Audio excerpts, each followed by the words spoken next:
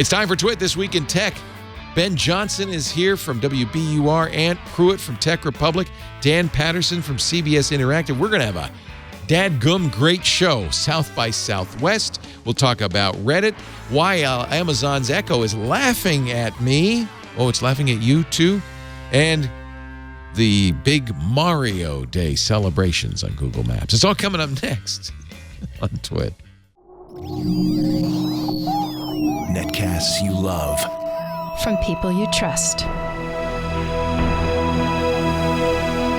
This is Twit. Bandwidth for This Week in Tech is provided by CacheFly at CacheFly.com. This is Twit, This Week in Tech, episode 657, recorded Sunday, March 11th, 2018. DadGum cell phone. This Week in Tech is brought to you by FreshBooks, the easy-to-use cloud accounting software for small business owners. Try it free for 30 days at freshbooks.com/twit. And by 23andMe, a personal genetics service helping people understand their DNA. Buy your 23andMe kit today. Go to 23andme.com/twit. And by the Ring Video Doorbell. Stop crime before it happens and help make your neighborhood safer with Ring.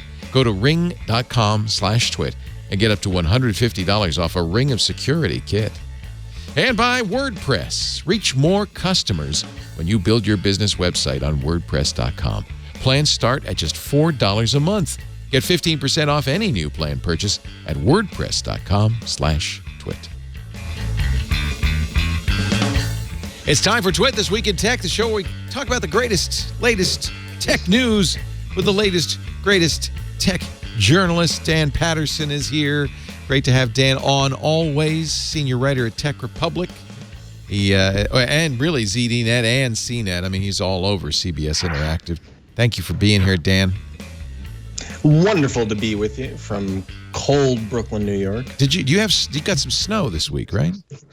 Yeah. We just got Ben. I think you're in Boston. We just got back from Boston, and it looks like they got pounded by the nor'easter last week. Yikes! Ben Johnson also joining us for WBUR, and you still do Code Breakers, right? Don't do Codebreaker, but I do a new show about Reddit called Endless Thread. That's you? Yeah, that's me. Nice. Yeah. Yes, sir. All right. Well, there you go. Good to be with you. The Brock Johnson, Ben Brock Johnson.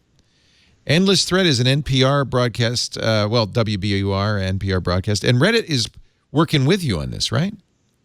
Yeah, it's a business agreement. We do all the editorial on our side, but they sort of give us some advice on how to get into the deep, the deep threads, as it were. We tried to do a Reddit show for a while. I think Reddit is ripe for that. So I think, I felt like, gosh, there's so much great content on Reddit. A lot of real people doing amazing stuff too, and like helping each other, but also this year Apple had to put out a press release basically because of Reddit, right? Right. This is pretty interesting. All the time, news breaks on Reddit. In fact, increasingly Reddit's become part of my regular beat check.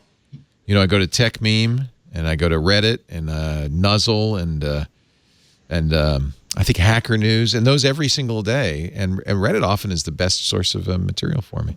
Hey, before we go on down this line, let me say hello to Ant Pruitt, who is also with us from Tech Republic. Always a thrill to have the drone master on with us. You're too kind. Thank you for having me. I'm thinking that hashtag dominate shirt you're wearing is a little Clemson thing, right? Oh, no, that's just my daily mantra. I rise and dominate every single day. It is an orange, though. I mean, that is correct. Yeah. Okay. I'm just saying. It looks like is there a paw print on the back there? I don't know. Not this time. Yeah. It's great to have all three of you here. We just got back yesterday. We were in Austin for South by Southwest. Interactive started on Friday. It goes through Monday. Wish I could have spent more time there. I would have loved to. But we were there for a panel I did on Friday from the Capital One House with Stacey Higginbotham and a couple of security experts on real-world security for real people as opposed to, all the sensational stuff you read. It was a lot of fun.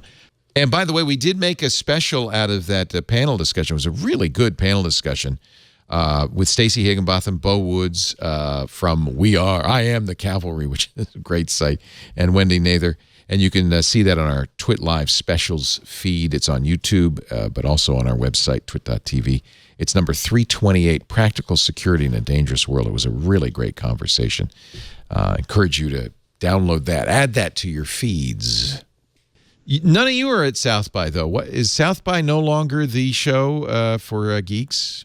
Or you just didn't get the airfare? I think we sent some Tech Republic people. We had a panel, but it was just not. I think you said like during the show open, it's a wonderful event, but it is not the place tech news or tech products happen anymore. Not anymore. So the value it's a great value to attend, but the value to report breaking stuff is less than it used to be. Yeah. And if you're a reporter, it's just pitch. Well, it became, I think, a marketing show, really. And even marketers don't go. Yeah. The Onion had a good, let me see if I can find the Onion headline from South by Southwest. It was funny. It's already scrolled off. Very hashtag brands. Very hashtag. It's very hashtag brands. Something like South by Southwest is still real, says junior marketing executive. I mean, it really, it's kind of, but at the same time, Austin is such a great location. We were talking about the last app that got launched there. Of course, South by is where Twitter made its bones in 2006. Can you believe that? 12 years ago? Yeah. Man. Wow. It's where Foursquare launched a couple of years later. What else? Foursquare was 09. It was 09. Bonkers, but a lot of fun. And then Ben was reminding me that Meerkat launched there a couple of years ago. The late lamented Meerkat launched there a few years ago. So what are you're going down, Ben, tomorrow? Yeah, I'm going down tomorrow, and I'm just doing a Q&A. I'm actually doing an AMA for Reddit House. So I'm basically there to participate in the Reddit event that's happening on Tuesday, and I'm going to talk to Steve Huffman, the co-founder. So just going down there for a day or so, in and out. But there's still stuff that happens there. I mean, again, like you said, there's not as much product launches, but I think it's a good place. Obviously, like you could throw a taco and hit a futurist, right? There's a lot of that. A lot of that going on, and some of that's better than other parts. But I think there's some good folks down there. There's great folks down talking there. About the future. Yeah. Here's the Onion's review. South by Southwest, as cool and as real as it gets, reports marketing associate. This is from 2013, but it's true today. Let me tell you. We have the great Erin Carson for CNET does offbeat or interesting tech, and she's doing great stuff down there. Tina Maddox for Tech Republic is doing great B2B down there. It's just there isn't the like sexy flashy anymore, but there is. If you were interested in finding the stuff under the radar, there is still cool stuff there. Well, there was one thing that was a very hard ticket to get. I did not get tickets to it, but I know somebody who did. HBO took over 2 acres of land just outside of Austin to recreate Westworld. And we have a friend who went and visited. You had to apply for a ticket. The tickets were gone in 2 minutes. It's 20 minutes outside of Austin. You get on a bus. They give you a cowboy hat, white hat or black hat. You sign up. When you get there, there's a letter waiting for you with your name handwritten on it. There's a old railroad car with cowboys in it. There's a speakeasy with ladies of the evening there. They've really recreated Westworld, and of course, it's all a promo for the next season of Westworld, which is coming. Although it's not Westworld this year, it's still going to be called Westworld, but it's the samurai world, and apparently there were some samurai sitting around in the bars at Westworld. This was the ticket to get, and so few people got it. You'd had to really be connected to get in there, I guess, or just fast on the draw. But it looked. I would be so scared to do that. Why? You'd be afraid of getting sucked into Westworld? No, it's like I gotta like check the bullets to make sure they're real and the guns. I feel Those like robots, who like knows? such a head trip. You know what I mean? I'd be scared. It's actually really, really true. But that is really what it's become. We tried to get into. Here's some pictures. Let me see if ATX. Oh no, he emailed them to him. ATX Food Guy was my friend who got in, John Kulo. Nice. Oh, nice. Yeah, I'm very jealous. He takes pictures of barbecue. Apparently, didn't want to intermingle it with pictures of cowboys. So it's just Smart man. Yeah, Algorithm. it's all algorithmic. But what was I going to say? Oh, as for Reddit, you said Steve Huffman, but not Alexis Ohanian. He's retired, hasn't he, from Reddit? The other founder. Yeah, he sort of stepped away. I think to be more involved in. Say that again. I think he's a VC now, isn't he? Yeah. So he's moving more into the VC world. At least that's what I read in the newspapers. And he's married to Serena Williams, so he's probably busy as well. He's Mr. Serena Williams now. Yeah, isn't that wild? Yeah, that's awesome. Salute. Yeah, no kidding. Now that I'd be scared. She looks like she could kick your butt, frankly. In fact, she doesn't look like it. She can. She can kick your butt. So he's going to be a good boy. We've had both of them on Triangulation. I remember he told me Steve Huffman wrote the original Reddit in Lisp, and that kind of blew me away. I doubt it's still in Lisp. Condé Nast is taking it over. I don't think so. You're doing a show about Reddit, which is really cool, Brock. I kind of Ben. I mean, I'm kind of jealous because we tried to do a show about Reddit, but it felt like there was so much great content there. We just couldn't find a voice for it. We couldn't figure out where to go with it. I think we just was like a best of Reddit. But you're doing more than that. You're digging deep, right? You could have called me. I know. You could have called me. I was sitting. Well, this was a few years ago. Yeah. No, it's a lot of fun, and it's really interesting to try to find stories and talk to people who really put stuff out there. I think sometimes it's a little complicated because, you know, one of the things that lets people share really openly on the platform is the anonymity. So, you know, we've run into some of that, but we've also talked to people. You know, we had an episode a couple of weeks back where we talked to this guy who used a subreddit to recover from opiates, the opiates recovery subreddit. Wow. And he was a heroin addict for like, I think 6 or 7 years, something like that. And he used Reddit to help himself get clean and to stay clean and stay sober. So we went and talked to him. And so there's some really interesting stories that you find. We did a story this week about this really weird, someone was finding Post-it notes in their house. It's a sort of famous Reddit story now, or infamous. Someone was finding Post-it notes in their house with weird messages, and they thought it was their landlord like creeping in their house.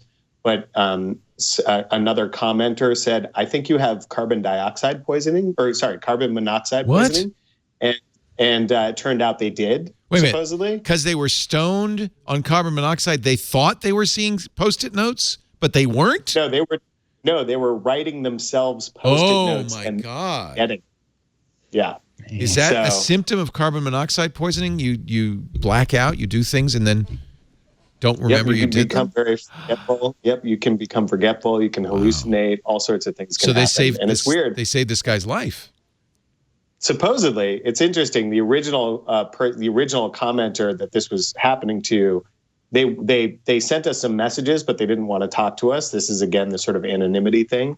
But we talked to an expert, and they, said a bunch of things in the comments that we reported on. Wow. And we talked to the commenter who identified it as carbon dioxide poisoning, and he had this had happened to him. He lives on a boat in Seattle. This guy, he's an engineer who works for a company that makes parts for Boeing.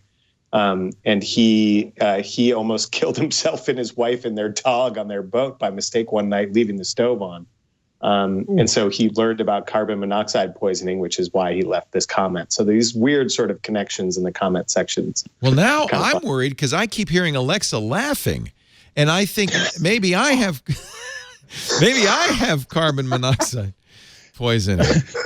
Amazon says they know now why Amazon's Echo was laughing. Although I thought what was most interesting about this story was not this. I mean, it's pretty obvious if you understand how computers work that the Amazon Echo is not actually laughing at you. But people were reporting it sounds like a child's laughing somewhere else in my house. It just happens spontaneously. If you want to hear what it sounds like, I do have this from the New York Times article. This is Tal Goldfuss's Twitter feed. He was smart. He was clever. He heard the laugh, and he remembered that you could ask Echo to repeat the last sound you heard. So he's going to do that. Wait a minute. Let's get that video going here. Let's go play the last sound.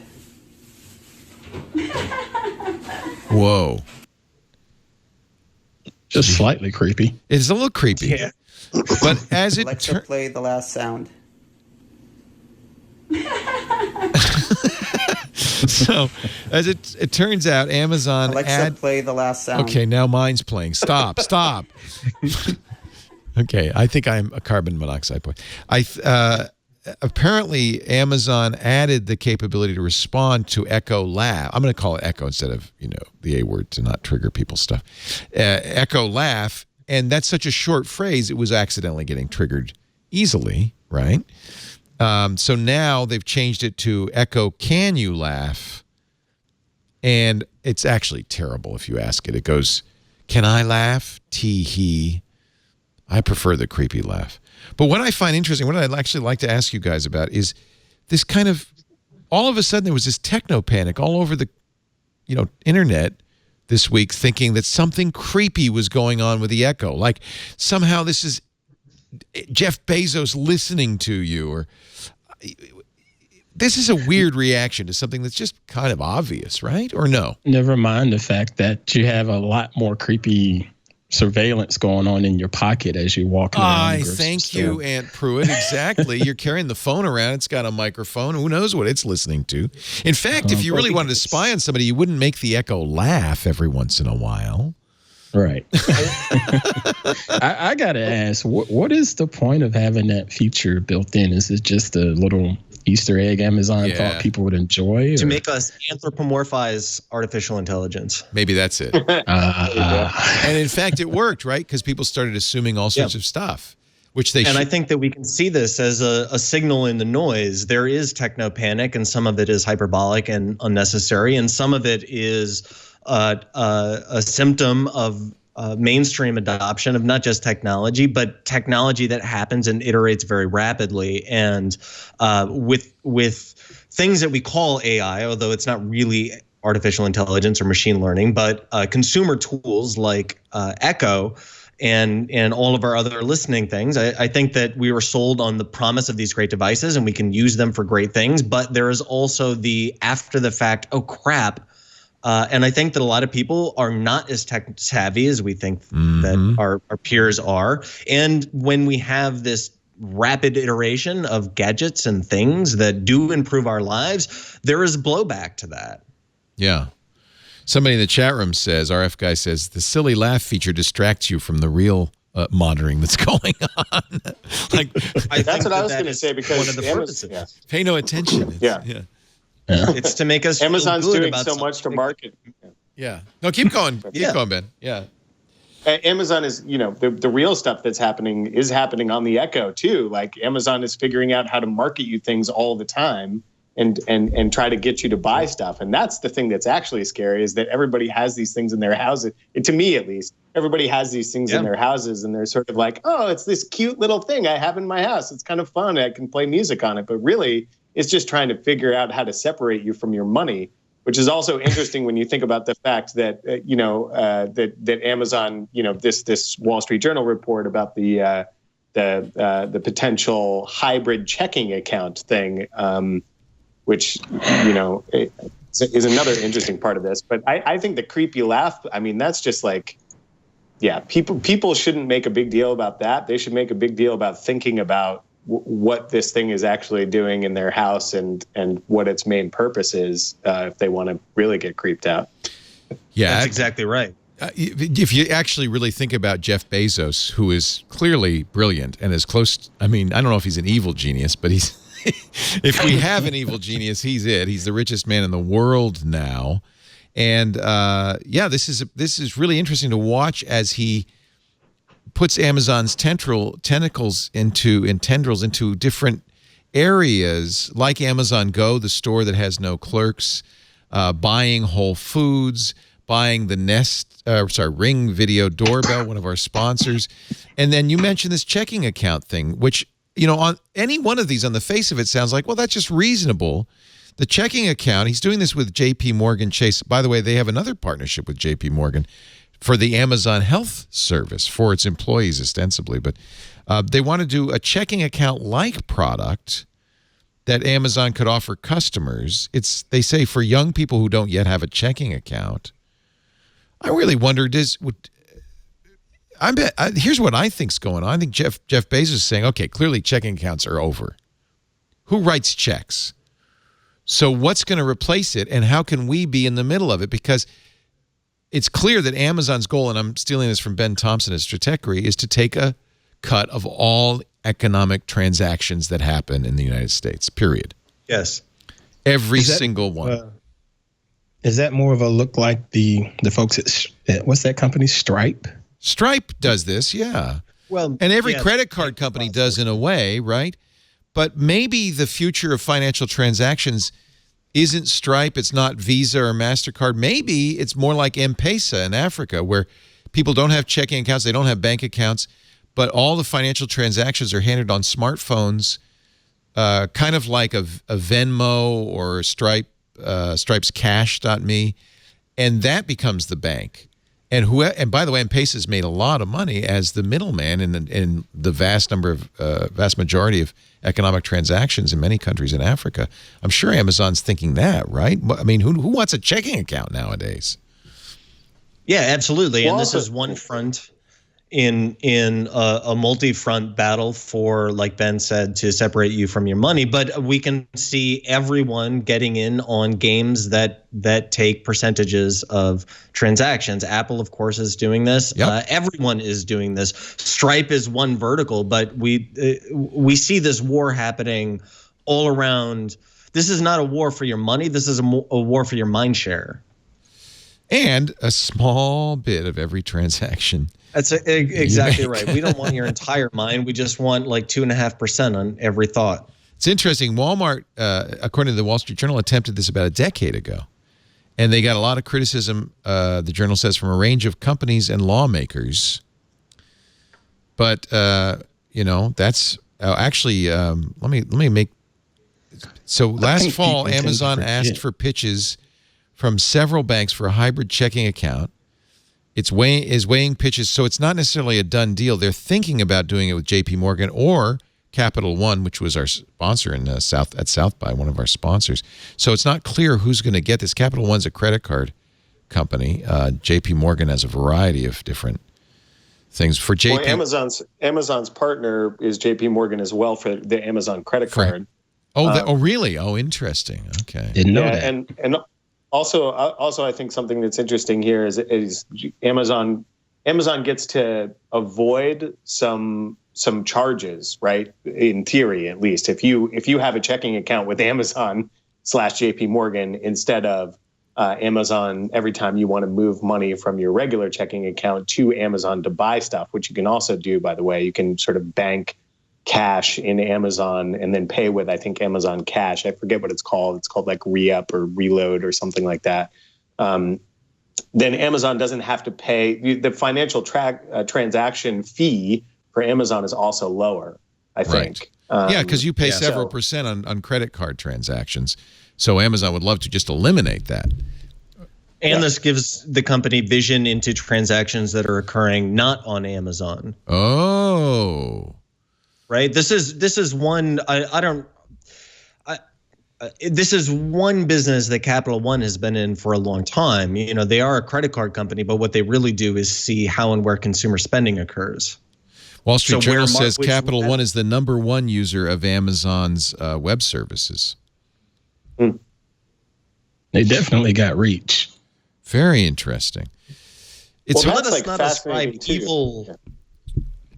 I'm sorry, Ben, you're a little disadvantaged because Ben's got a lot of latency, I think, going on. So that's all right. Just when you start talking, keep talking, and we'll shut up. Go ahead, Ben. Go ahead, Ben. Well, I was just sorry about that. I was just going to say, I was just going to say that this is, again, not to get technophobic at all, because none of us are, clearly, except when we should be. But I think one of the interesting things about this is if you think about how typically you would interact with a older school financial company, at least in theory, they're pretty motivated to help you save or to help you do the things that you need to do as a financial, as an adult. And I think one thing that you have to think about here, again, this is all theoretical, but if you had a checking account with Amazon, you have to think about the possibility that like Amazon starts to learn like how you act right after you get paid, for instance, right? Like what do you buy right after you get paid? Hugely valuable. What kind of bills are you paying? Are you getting toilet paper? Like what, and they talk about catering to the unbanked. So obviously this means young people, but also potentially it means lower income households. And so I think there is a potential scary thing there where you think about Amazon basically really owning all of your financial behavior, or at least understanding it in a way that allows them to then market things to you more effectively. How scary is that, though? I mean, I don't think that's that scary. Maybe your ads would be better targeted, but maybe there's a synergy of having Amazon be both my retailer and my banker. I mean, maybe there's advantages to that, but maybe banking costs less. I think there could be, maybe the goods cost That's less fair. because you're eliminating the 2.5% markup that the bank charges for credit card charges. There could be valuable. What I'm thinking about is it seems to me that we do need to reinvent the financial system because the whole idea of a bank is kind of based on the notion that you would go there with actual money.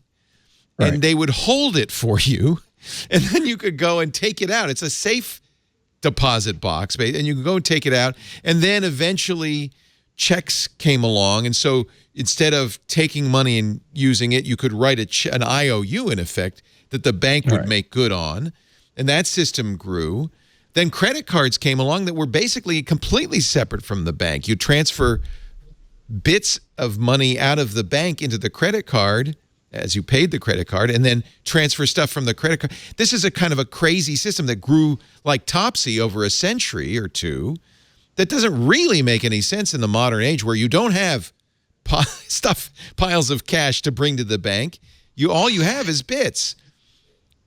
Is it That's fair. safe to count out Walmart in this stuff? Because I don't think so. I think Walmart is pretty daggum powerful, and everybody shops there. I don't care how much money you don't make or how much money you do make.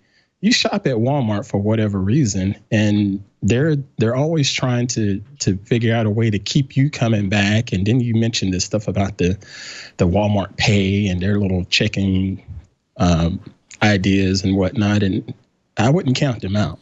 We really thought when Apple created Apple Pay that the next step for Apple was to create a bank.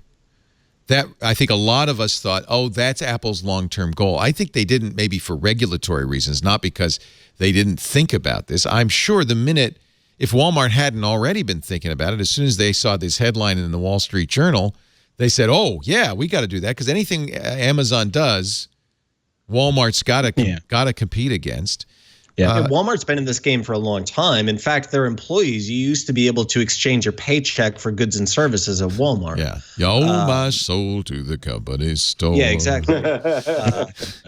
So it is just, I mean, if we were to start from scratch and rethink this banking system, I don't think we would design it this way. This is more something we've inherited. We would do something completely different. And maybe blockchain has a role in here. Do you think blockchain has a role? A distributed ledger system? Yeah, it will have to be a different type of blockchain, or it will have to be an optimized or a faster moving blockchain. It's simply the blockchains that we have now are simply, they can't process transactions at high scale fast enough. But the blockchain is a technological solution. Sure. Your microphone just switched off from whatever it was to something else. That was weird. So this conversation needs for people to understand what blockchain is and why blockchain is a solution. Blockchain's a ledger, a distributed ledger, right? So what is a bank doing? Really, bank is just a ledger, right? You bring them the money. Now they say you have this much money on account, and you can then have them pay that money on account to somebody else. If you overdraw it, you pay out more money than you have. They come to you and say, give us some more money.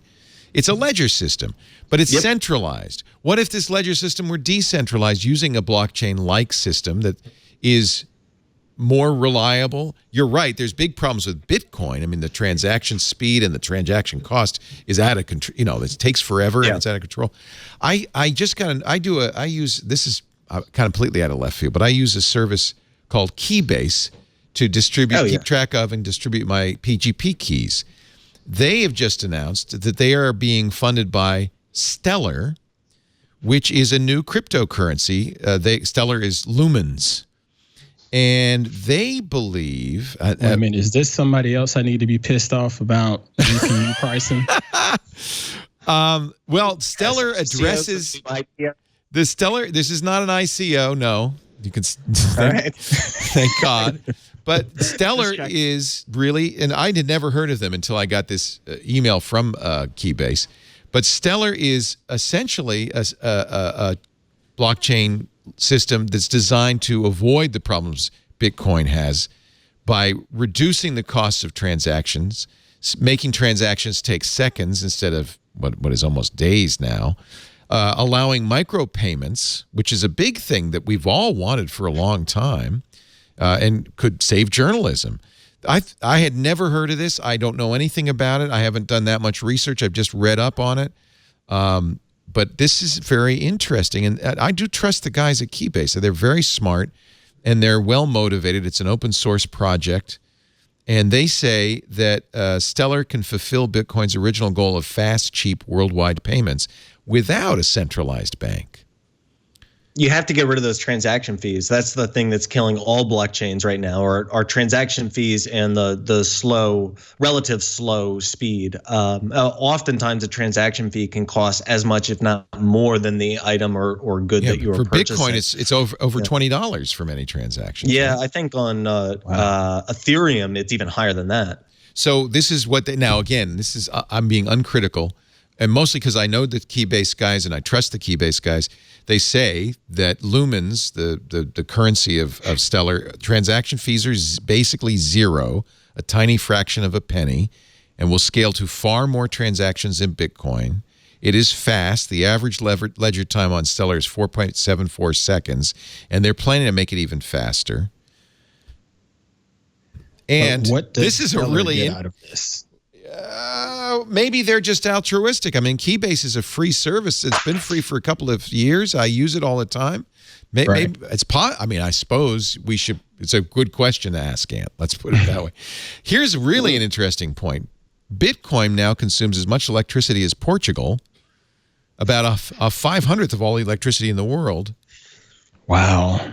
This is from both mining and transactions, because Bitcoin requires proof of work for transactions. Those proof of work, that proof of work takes electricity, takes computation. And this is what's really scary. The Bitcoin use of power has climbed 400% in the last year. At this rate, Bitcoin will soon use more electricity than the entire U.S. So is the price of consumer GPUs. Yeah. Yeah, and you can't buy a GPU anymore. Not happy about that. Yeah. So Stellar Protocol, now here's one more reason to think about Stellar. The Stellar Protocol is behind Moxie Marlinspike, the guy who created Signal's new mobile coin. Kik is switching from Ethereum to Stellar. So I'm very intrigued by this. I trust Moxie. I trust the Keybase folks. I think this is very interesting. So I don't know. Go to keybase.io's blog and you can read up on Stellar. It's brand new to me. I thought it was very interesting, and I think this is the reason I bring it up. I think this might be the antidote to Amazon or Apple or Walmart saying, no, we want to own all the transactions, because blockchain transactions are fundamentally anonymous, right? So you preserve your privacy. If it's done well, they're decentralized and they're fast and they're effective. Maybe we don't need a centralized banking system. Maybe we don't need Amazon. You know what this really reminds me of? Do you remember a year or two after the launch of the App Store, and we had conversations about walled gardens and the web going from open distribution stuff like XML and RSS to app-based models and walled garden worlds? This feels like that era for financial transactions or for fintech. Yes. And it all comes down to, I think, just rethinking how this works. There's a lot of overhead and slop in this system because it's just kind of evolved from, 100 years ago that doesn't need to be there. It could be I think it could be much more efficient, faster. And I think it's really important to think of solutions that do, if privacy is an issue for you, cash was private, but nobody does cash anymore. And by the way, we've seen some evidence that it's possible perhaps to break through the anonymity of Bitcoin as well. I think that was a recent story about hackers. If that's the case, that's really going to be interesting. So I think a solution that is anonymous, that preserves your privacy, that is efficient, that would be very interesting. I think I'm just going to keep burying gold in the backyard. Good luck finding somebody who'll take it. Seriously, just invest in NVIDIA. Seriously, if you had a bunch of gold, let's say you have 1,000 gold coins worth a lot of money. Yeah. What do you do with them? Take it to the guy who has doubloons and trade it for doubloons, and then that takes it to the guy that has the other thing, and then it's not exactly a frictionless currency anymore. Yeah, I mean, there are people who buy gold, but I don't know if that's a good way to do it. Yeah, I was going to say the pawn shop, but then they would just try to cheat me. Yeah. I don't think gold is as liquid as you think it is. Clearly not. I wonder, 10 years from now, we're going to look back on this, and I wonder if either we'll be dealing with a chaos that's been created by multiple cryptocurrencies, ICOs, rampant fraud, all of which is kind of what it looks like today, or if some sense will be made out of all of this. This is the problem, is that government is just out of the picture, right? Normally, you would expect government to get involved. Nobody trusts the government. The government doesn't seem to want to do anything about these kinds of things, and frankly, they're not sophisticated enough. They are stuck in the 19th century where the current financial system is. But although the government... There's some interesting things happening, I think, even at a governmental level. I mean, I went to a MIT blockchain conference, I think last summer, maybe it was. And the Federal Reserve, the head of the Boston's Federal Reserve was there talking about how cryptocurrencies could kind of change, make the process of paying, like buying a house, easier. And I'm not an expert in this, but I do think that there are some people like in the government who are slowly becoming hip to this, and I think interested enough that we might see some real solutions. I don't know, maybe that'll be 100 years from now, but somehow I feel like real estate is huge for blockchain. Real estate. But what's really going to matter is if I can buy snacks. I need crypto snacks, not crypto cats. Yeah, that's it. No, if I can't buy a hot dog with it, what good is it, right? Yeah. I need a... I'm kind of joking, but kind of not. We need crypto snacks. Well, again, this thing that Stellar is kind of interesting because it does have such low transaction fees. It conceivably could be used for micropayments or certainly $5 hot dogs. What's a hot dog cost in Brooklyn now? Maybe $5. Yeah. Yeah. $7. Does that include relish? That's an extra $4.50. But the bodega hot dog is still 99 cents. Yes. So, but I guess what I was about to say is, if it's not government, then the next place people will look is corporations, right? What is the alternative? Dan, you covered Anonymous. I know for a long, not Anonymous, but the Wall Street, Occupy Wall Street protests for a long time. If you say, well, I don't want it to be government, I don't want it to be banks, well, then I don't want it to be Amazon, well, then who?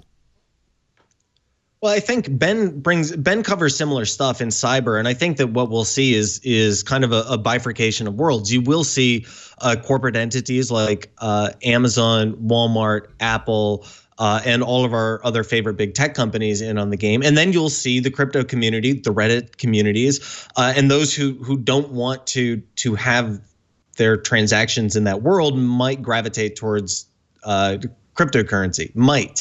I'm still pretty bearish on cryptocurrency, but the blockchain represents so much more potential. It feels like there's something there. It's clear Bitcoin at this point is a failure. I know people are going to flame me for that. But I'm bullish on Dogecoin. I'm pulling for Dogecoin. We're all in on Dogecoin here too, Ben. Yeah, Dogecoin. Go Dogecoin. I think how much Dogecoin does Father Robert have? I think it's a lot. Millions? Yeah, he had a ton. 3 million Dogecoin. He has 3 million Dogecoin. So we're all betting on Dogecoin. It's an interesting future. I think we need to learn more about finance and what's happening here, because there's clearly some convergence of forces here, and maybe it'll be the Bank of China for all we know. I don't know what's going to happen. Maybe. Let's take a break. We're going to talk some more. We've got Ben Johnson here. He's from WBUR. He's a senior producer there. Ben does this new show on Reddit, which is awesome. What's that called again? Threadbare? Endless thread. Endless thread. Threadbare might have been good too. Threadbare. Something to think about. That's the adult Reddit threads. That's our budget. That's a representation of our budget. We also have the great Ant Pruitt here. He is a great photographer, writer at Tech Republic.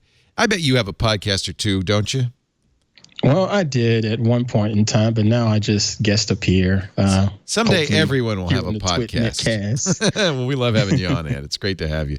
And Dan Patterson, who is also at CBS Interactive, senior writer at Tech Republic and ZDNet. He also contributes to CNET. And great to have all three of you here. Thank you for joining us today. Our show brought to you by FreshBooks, a great solution for anybody. This is an interesting step forward in making money make sense. If you're a small business or a freelancer, come the end of the month, you've got to do that chore called sending out the invoices. We've all done it, and it's a pain. You fire up Excel, you fire up Word, you get the invoice, you print it out, you put it in an envelope, you stamp it, you mail it, and you hope, you pray that you will get paid. In some cases, in 30, 60, 90 days.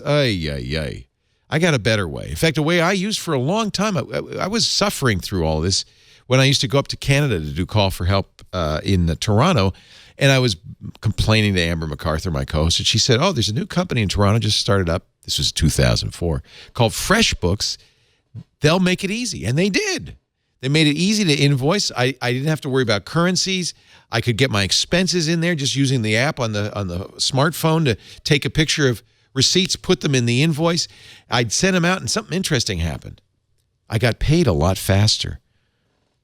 That was a mind blower. People paid me a lot faster because I was using FreshBooks. Now, because FreshBooks lets you accept credit cards online, and you don't have to do anything extra, by the way, they'll handle that, you'll get paid on an average of twice as fast, because it turns out your clients want to pay you. Just make it easy for them.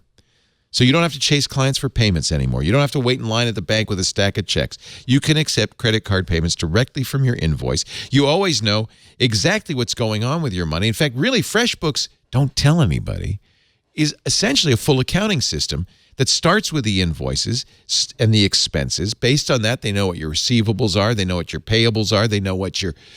They basically know what your profit is. And if you're a freelancer, I never knew. Am I making money? I don't even know. I won't know till tax time. Now you know every step of the way, because that great FreshBooks dashboard tells you exactly what's going on. You see what invoices have been sent, which have been viewed, which have been paid, which are overdue, outstanding invoice totals. They have lots of other features. In fact, because it's a web app, it's constantly being improved with new features. They added proposals with rich text content and images, customizable sections, so you can now send off proposals to new clients. They make it easy for you to grow your business. You can bill by time, of course, hours. There's a big button on the FreshBooks website, or you can use their apps to time how much time you spent on a client. You can even break it down by project. It's multilingual. They just added Spanish and Dutch, which is fantastic. Take a picture of a receipt, upload it. Payment schedules can be set up from the FreshBooks iOS app. You can see attachments on existing proposals. I'm just going through the list of new features. Additional push notifications on iOS. You're notified when a client hasn't viewed an invoice. If they haven't looked at it yet, or an estimate or a proposal in 7 days, you can get notified when a client makes a comment, or when an invoice goes overdue, or when the client pays you. That's the best notification of all. Set yourself up for a stress-free tax season. From payment reminders to late fees, automate as much or as little as you want and get back to doing what you love. That's why I love FreshBooks. Get FreshBooks free for 30 days right now. FreshBooks.com/twit. please, when they ask, how did you hear about us, if you would, just write This Week in Tech. That would be nice.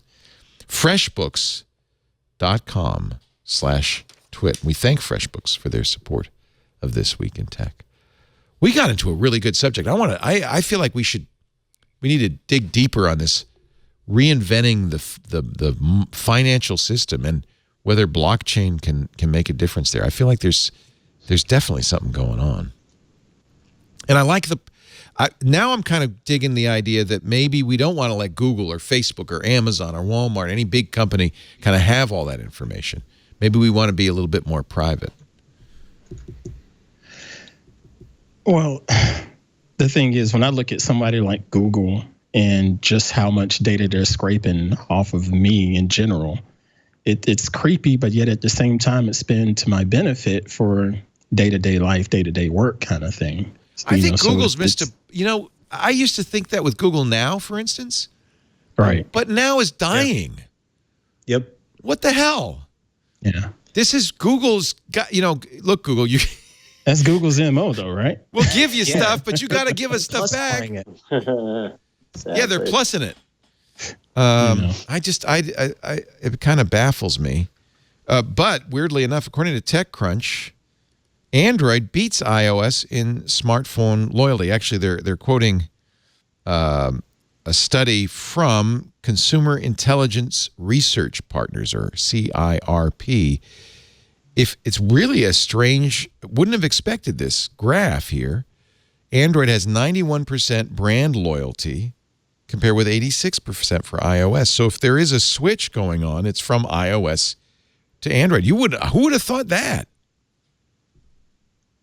Is it more of a switch from iOS to Samsung? Yeah, because of course that it name is. is just so strong. Of course it in is. the Android community, and it's strong in just the regular person's world of technology. This is a switch, though. I mean, a few years ago, it was easily iPhone, but that shifted in 2014, and Android's been going up ever since. I'm loyal to my Pixel phone.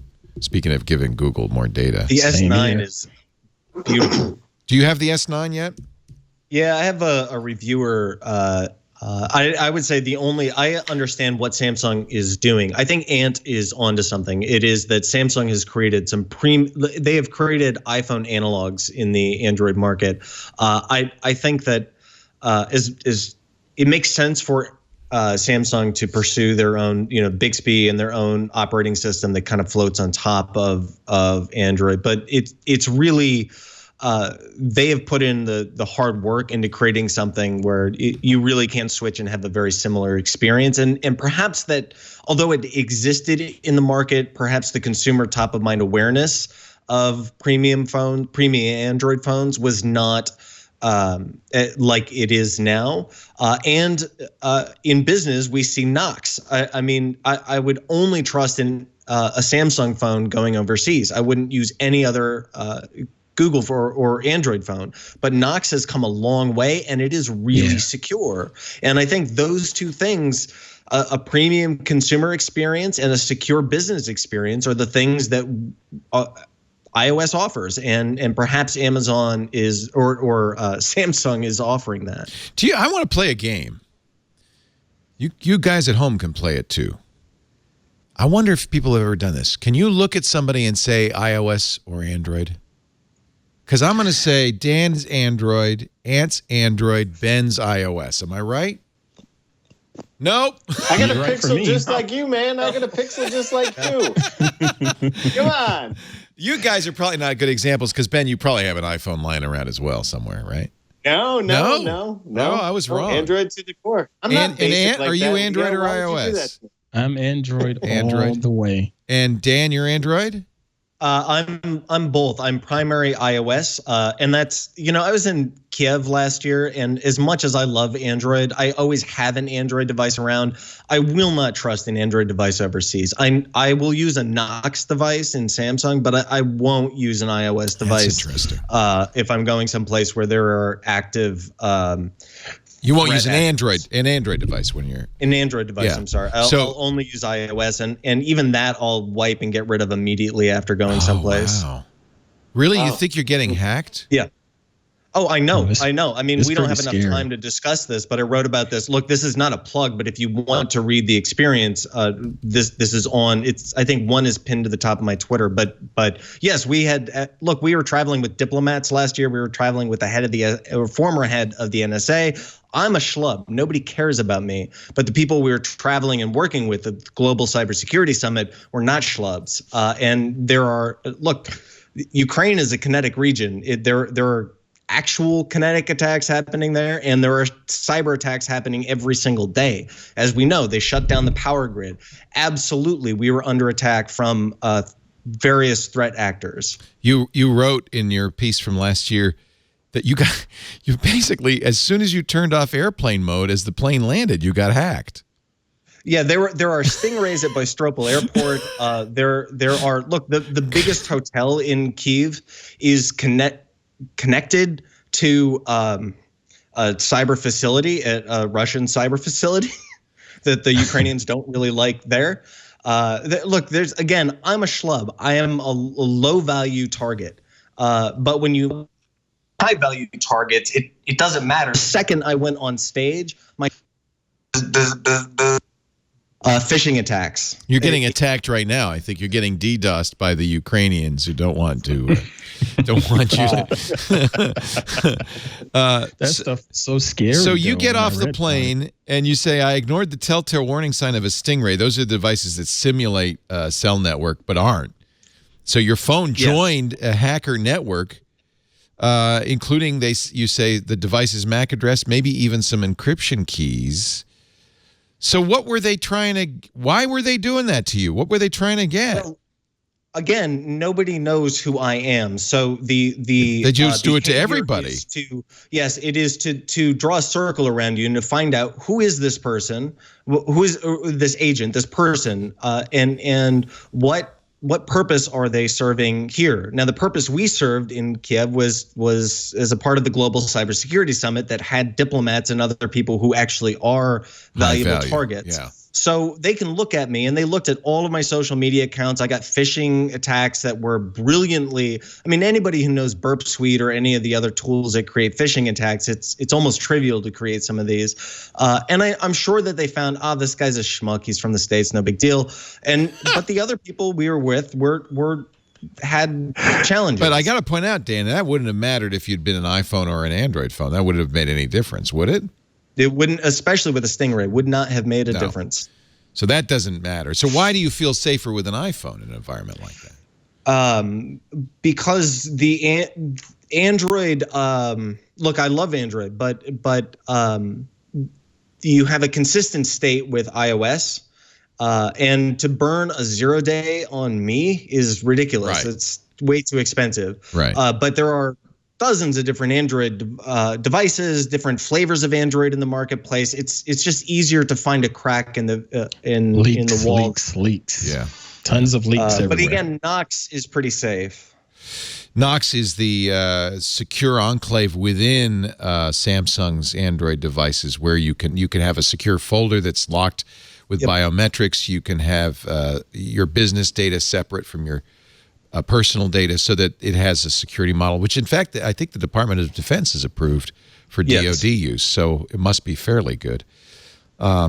So Brian X. Chen, love him. He's been on the show many times. He was on a couple of weeks ago. Did his review of the S9, and he used the horrific, he calls it the uncanny valley AR emoji for his review. And he says he says Bitmoji does a better job. Snap does a better job than these weird, uncanny, creepy emoji, but he nevertheless decided to use them. So he says, should I buy this phone for the AR emoji? No. He does like the new placement, as you can see, of the fingerprint reader. It's finally where it should be, instead of to the side of the camera. It's below the camera. You're much less likely to smudge the. My S8 and my Galaxy Note 8 actually have a warning when you use the camera. You might want to clean your lens because it's so easy to accidentally get schmutz on it. It's a fantastic device if you're looking for a premium Android experience. I'm not a fan of Bixby, though. You actually said something that really scares me. Bixby is a beginning of an OS. I think that this is look. This is not an endorsement of Samsung or of Bixby. Bixby's really not so super, and Samsung's operating system is by far the most annoying part of the device. But I understand why Samsung looks at themselves and says, "Hey, we're the biggest player in the block. Why would we not create a competitive cloud platform? It makes no sense." Yeah, and of course, in the interim, it's a problem because you have 2 calendars, 2 clocks, 2 assistants, 2 music players, 2 photo galleries. You have Samsungs and Googles to get in, so I can't get into this. I don't know what my password is. No, that's the Ukrainian hackers. Don't pay no attention. Pay no attention to that. So, but that's something Google requires of people who are going to use Android and want full Google services. They have to put all the Google apps on there, right? Yeah. So when is that? So at some point, if Samsung wants to really own this phone and eliminate this pain point for consumers, they're going to have to say goodbye to Google. I think that's why they've built these competitive services. Yeah. Otherwise, there's no point. Just do what Google's doing. That's been the writing on the wall for the last couple of years with Samsung, though. Yeah. Well, they tried Tizen, which they use in their watch apps. It's in the watches, right? It's very primitive, terrible. Do you think that's imminent though? There'll be a Samsung OS, and will that be terrible news for Google? This is just a hunch, and I don't know, but I would imagine a company the size of Samsung, you have executives and you have decision makers, and you have many moving parts, and it's easy for one part of Samsung to say we need cloud services. We need our own cloud services. It's ridiculous for us not to play in this is contemporary business tech. We need cloud services. And so let's build them. And there's probably other components of Samsung that say, let's just make something with awesome hardware. Well, remember they had a music service called Milk, which they killed because it couldn't compete against all the other music services. From a consumer's point of view, I think, don't you want a variety of companies to compete on any given platform? You don't want to be all in Google's backyard and all in Samsung's. And yet, at the same time, you don't want 2 clocks. Every time, Brian points out, when you set an alarm on your brand new S9, it's going to, before you can set an alarm, it's going to say, which clock do you want to use? Clock or clock? Oh gosh, that's not a good user experience. That's not good. Here's Brian's animated emoji for Bixby. He's crying many tears. Now I'm starting to like these emojis. By the way, he does love the camera. Do you love the camera, Dan? Have you been enjoying the pictures you're getting with that thing? The super slow-mo is, I got to tell you, man, that is a really cool feature. 960 frames a second. Yeah, I'd love to play around with that. Yeah. Are you going to get an S9 ad, or what are you're using the Pixel now, or what are you using? I'm all Pixel. Yeah, I'm all Pixel. I'm a former Nexus fan. Me too. And I never really gotten away from it. I would love to see Samsung. I know they'll never do this. Samsung do a Google Experience version of the S9. It's just plain Google. Yeah. I would switch from iOS for that. Yeah, maybe, right? Because a plain Android is probably competitive with iOS. It's certainly as secure because Google does monthly updates on the Pixel phone. Most of the reviews I've seen of the camera on the S9 say it has its good points. It's competitive with iPhone 10 and with the Pixel 2, but that ultimately, and I think Brian said this too, the Pixel 2 is probably the better camera of the two. But he did do a nice heart for the camera. The Pixel 2 camera is great. I love the camera on the Pixel. I'm blown away by it. Yeah. Tough to beat. Yeah. I'm a fan of it, but it's also a tool. I use it for work from time to time. It's that good. Yeah. So is the S9 I mean, most people say the S9's great, but only an incremental improvement over the S8 or the Note 8. Is the S9 going to be a big seller, or is it? One of the trends we've seen is that people are not buying new phones as rapidly. In fact, the Times had an article saying people are buying refurbed phones more. The pricing is so bad on phones today. Yeah. And unless you wait, and which is, I remember when the original Pixel came out, I advised people to wait about 3 months and the pricing will be somewhat better. And it was. Just wait it out. Don't go out and buy them on launch day and spend $1,000 for a phone. That's just too much. And yes, the iPhone X is a beautiful phone and has great technology inside of it. I mean, $1,000 for a DadGum cell phone is just too much. Well, now if I get a DadGum cell phone, I might spend that kind of money on it. That would be a great name for a Chinese cell phone manufacturer. DadGum. DadGum. Oh, I have the DadGum 800. Boy, that's good. Maybe Ant should make a phone called Ant Phone. It's small but powerful. It's tiny. Yeah. I should give, let me correct myself. It wasn't the New York Times. It was the Wall Street Journal. Again, your love of your old smartphone is a problem for Apple and Samsung. Because of these high-priced phones, people are holding on to devices longer. New smartphone shipments plunged to historic lows at the end of 2017. And another trend is people are buying refurbished phones. It's the fastest growing segment of the global smartphone industry. 1 out of every 10 devices sold now is a refurb used phone, which are perfectly good. And partly that's because we're not seeing big strides in the new models, right? They're like the S9. They're kind of incremental improvements over the previous models. Nothing to get you all when excited when I saw the S9 announcement at Mobile World Congress, I wasn't there, but I remember seeing, I think it was Jason Heiner's feed, and I saw the phone and I was thinking, that looks just like any other phone. It looks exactly like an S8, actually.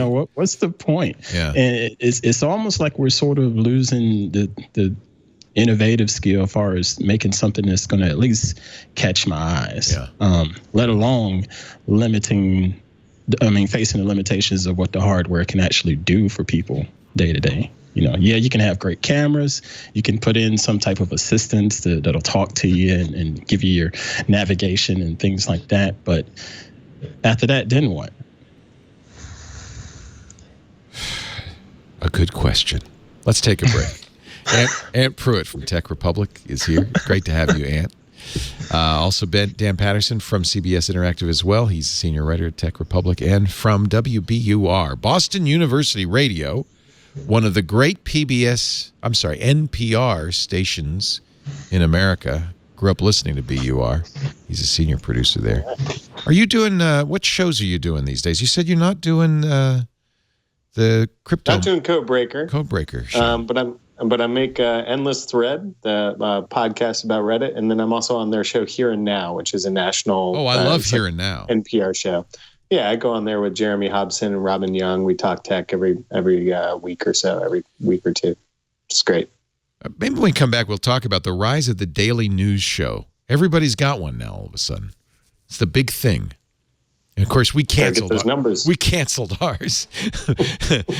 Well, I'll tell you why when we come back. First, a word from our sponsor, 23andMe, a personal genetic service that helps you understand what your particular 23 pairs of chromosomes say about your ancestry, about your traits, about your health. It is really, really fun. And they just got a very big news. The FDA has approved their BRCA tests, which is huge. They're going to be able to sell a test that tells people whether they're carrying genetic mutations that put them at a higher risk for breast cancer and ovarian cancer. So this is the first time the FDA has allowed a company to market a cancer risk test directly to the public. And it shows really how much trust there is in 23andMe and the genetic testing that they do. It is fantastic. Right now, if you go to 23andme.com, you can get their health and ancestry kit or their ancestry service by itself that tell you so much about you. It's fun and informative. And in fact, I did it years ago when they first started.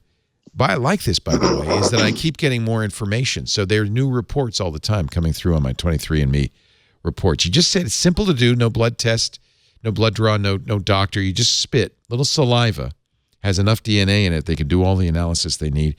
You spit in a little vial, send it back in the prepaid envelope. You'll get 75+ online reports within 6 to 8 weeks, and it's fantastic. You're going to learn more about your ancestry. In fact, they have this new, I should log into it, this new ancestry wheel and the ancestors, really interactive stuff that's really cool.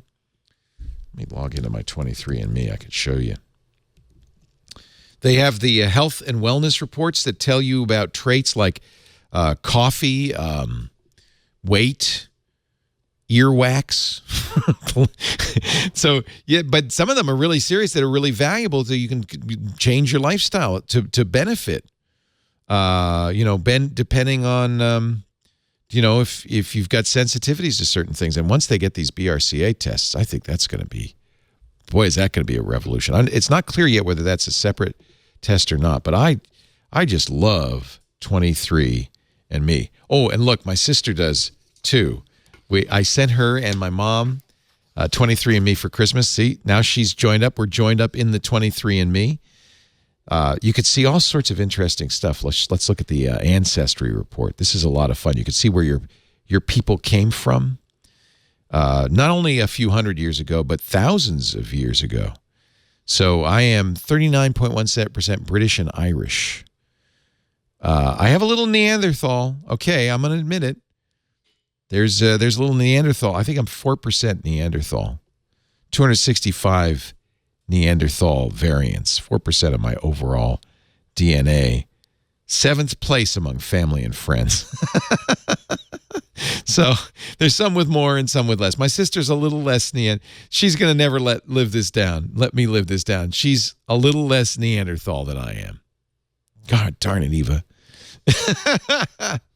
23andMe, it's so much fun. I want to encourage you to check it out. The ancestry reports, the health and wellness reports. There's even a DNA relative finder tool that'll help you connect with new relatives. Buy your 23andMe kit today. Spit in that vial and get those great reports. 23andme.com/twit to start learning more about who you are. And by the way, a great gift for kids. They're having a St. Patrick's Day sale right now. You'll save some green on 23andMe. I like that. They have kits for if you get one for your kids. What's cool about this is it's a great way for them to learn about the genetics, which is going to be a big part of their world, isn't it, going forward? 23andme.com/twit. Thank them. We thank them so much for their support this week in tech. Having fun. Dan Patterson from Tech Republic. Aunt Pruitt from Tech Republic. That was a coincidence. We didn't plan it that way. Just is. There's so many. Everybody we know works for CBS Interactive in one form or fashion. Except for you, Ben. You don't. Ben Brock Johnson. Senior producer. Yes, sir. WBUR. He's the Brock Johnson. Let's see. Should we talk about Apple? We haven't talked much about Apple. They have now signed yet another content superstar to produce a new series for whatever the hell they're planning. Apple says we're going to spend $1 billion for original content. They hired M. Night Shyamalan. He's going to do a 10-episode psychological thriller. Shyamalan, of course, the director and creator of Sixth Sense, Signs, so many great kind of movies with twists in them. He did a show called Wayward Pines. This will be a 30-minute series. He'll be executive producer. They hired, they contracted with Steven Spielberg to reboot his Amazing Stories. They're making a half-hour comedy series about a morning show with Kristen Wiig, Jennifer Aniston, and Reese Witherspoon. There's a show produced by Kumail Nanjiani and Emily V. Gordon, who did The Big Sick, called Little America, an anthology series about immigrants. This is pretty cool. They're putting a lot of money into this, and yet no word about how they plan to do it. Is this going to be, do you have to subscribe to Apple Music to see M. Night Shyamalan's TV series? I don't know. Right, that's the question. Who's going to have access to this stuff? Yeah. And is it solely on Apple TV? Because I haven't heard much good talk about the Apple TV devices of late. It seems like a lot of money to spend to get people to buy a device that nobody really wants, because it's twice as much as a Roku, at least, and really has only one advantage over the Roku: Apple's iTunes TV and movie. So Apple's got money to burn, though. Yeah, they got Apple's the money. It seems like I could imagine almost a scenario where they're like, "We'll figure it out later."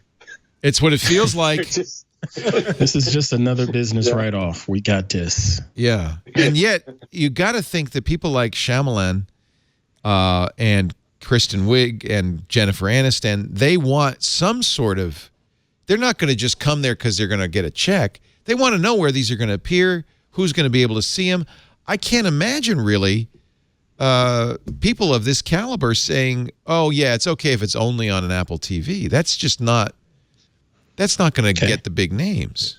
Yeah. How's Apple Music doing, by the way? Like, as an Android user, I admit I don't pay a lot of attention to how Apple Music is doing in comparison to Spotify and some of the other services. But I remember when Apple Music launched, it was like, 14 million, automatic installs or whatever it was. And then I didn't get the sense that a lot of people opted into it. So I feel like understanding whether or not Apple Music is a success is a potential way to look at how Apple might be successful in making this kind of content, right? According to the Wall Street Journal, once again, Apple is on track to actually overtake Spotify in paid users. It's not even close to Spotify's total users because they have, I don't know, tens of millions, I think 70 million subscribers, if you include the free tier.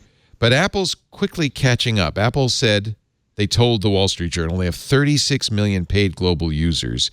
That's a growth in just a few months, I think, but something like 5% growth in 1 month. And Spotify growing 2% a month in paid users. So those lines will cross at some point in the near future. Yeah. So Apple's growing. My theory, I don't have anybody telling me anything. It's just a theory. But you remember that Amazon Video was gone from the Apple TV for quite a while, and it reappeared around the holidays. And my theory is that this was a reciprocal arrangement, so that just like you can have Apple Music on an Android device, that they will make a deal with, or have made a deal with Amazon, so that it'll show up on the Fire. Apple Music will show up on the Fire. No, that Apple TV or whatever this channel Apple is programming, video programming. But then, what's the incentive for Apple? Just to make a successful business creating programming? It's just another arm. It doesn't seem strategic for them. It seems like that's why we all assume that it's going to be an Apple TV exclusive. Because what's the strategic goal here? What do they, why would, I mean, honestly, really, do you think Apple wants to be another Netflix? That's their goal? It might be them clinging to the coolness factor.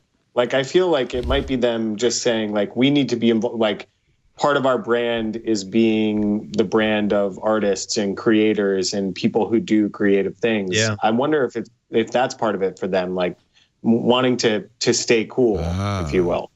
And we're not going to cede all of this other ground, just like in payments, right? Like every other industry, we have to have a competitive foothold. Even if we don't have dominant market share, we have to have a competitive foothold in other markets. And that includes audio content. It includes video content. And that I think that Apple's not going to let like Ben said, there's a sexy hip factor, and Apple's not going to let that go away just because we don't feel like doing video.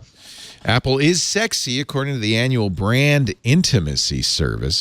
Always has been. Always has been. Always been sexy. This survey is designed to determine which brands generate the strongest emotional bonds with consumers. 6,000 consumers across the USA, Mexico, and the UAE. I don't know why they picked the UAE. Apple, number one on the list again. And both among normal people and young people. Among millennials, Disney just falls off the chart. Isn't that interesting? Amazon goes up, and YouTube is number 3.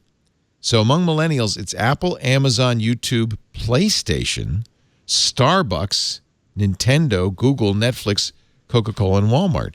And I guess if you look at that, that kind of confirms what you're saying, Dan, that if you want to be a brand that people love, that they identify with, look at Netflix is on this list. Look at YouTube is on this list. Create content that they love.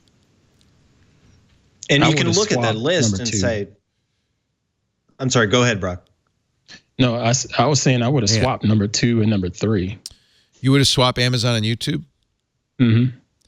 Well, they're in there. I mean, the fact that YouTube's there at all is kind of knocking people on their behinds, because nobody thought that YouTube would even be a player in there. The managing partner MBLM, which does the study, says we were surprised and pleased to see YouTube as an addition to the top 3 most intimate.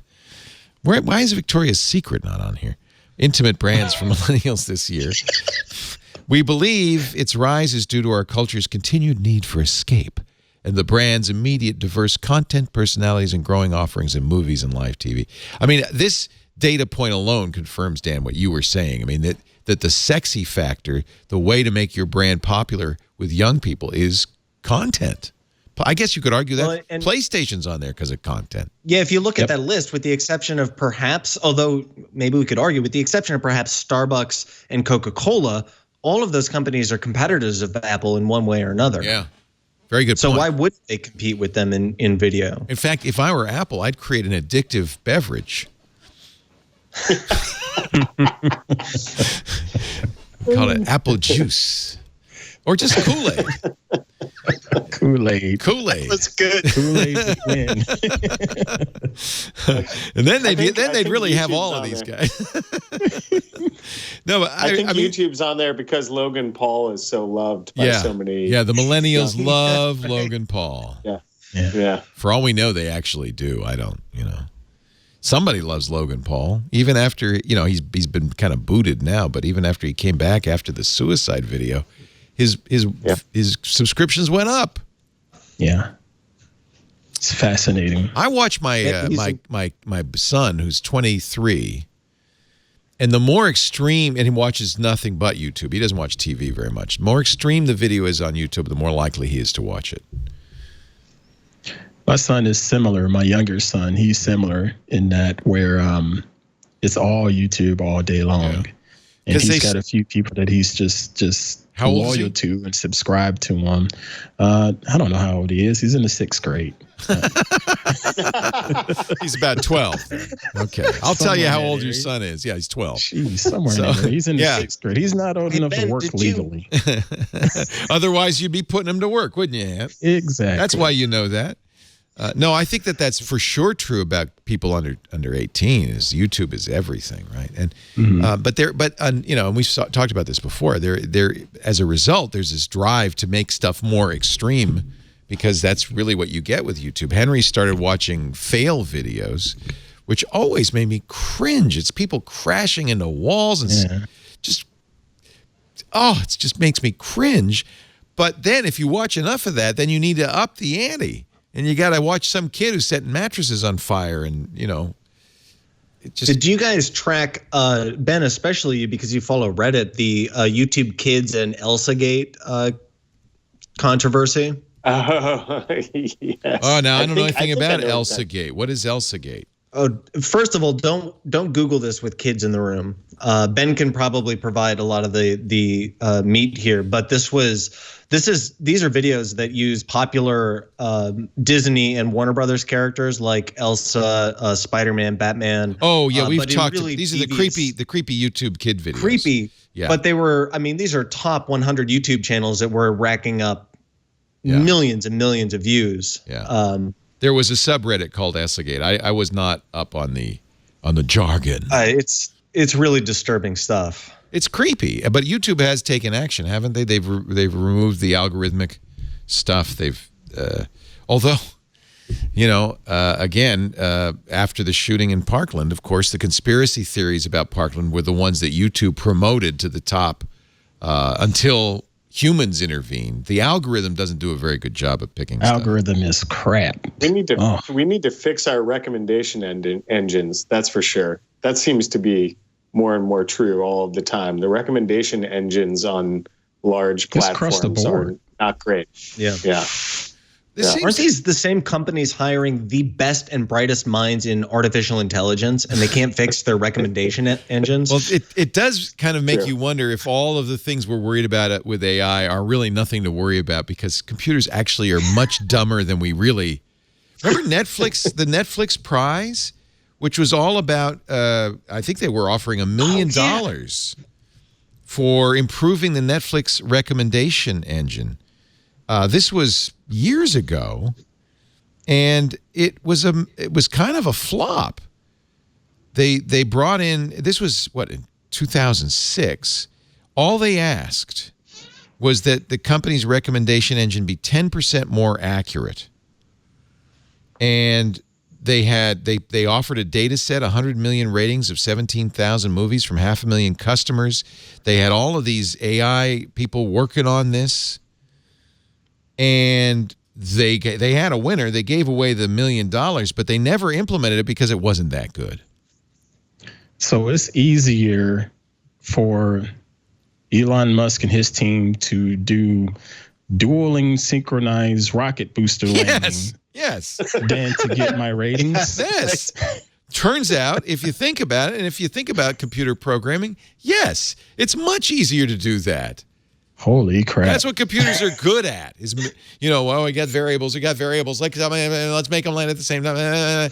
But to understand how humans work, forget it. We need to upload that record store jerk's consciousness to the internet, and then that will solve the problem. It really is why I'm not too worried about AI, because humans are intractable problems. We don't make any sense. Machines are in a different world from us.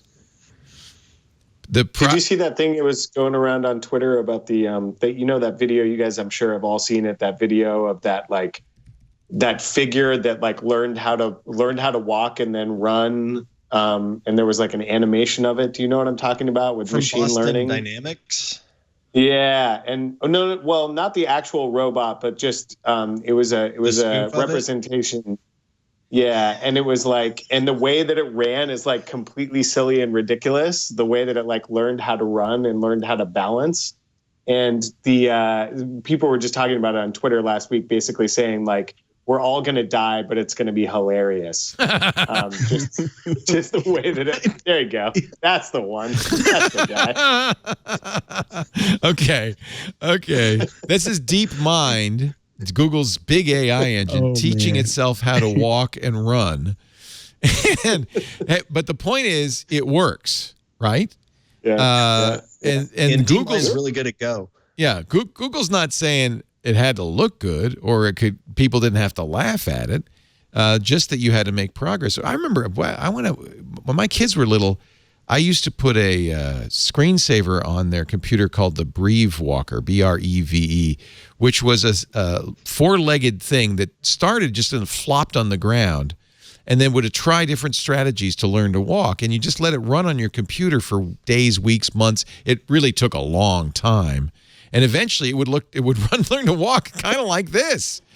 I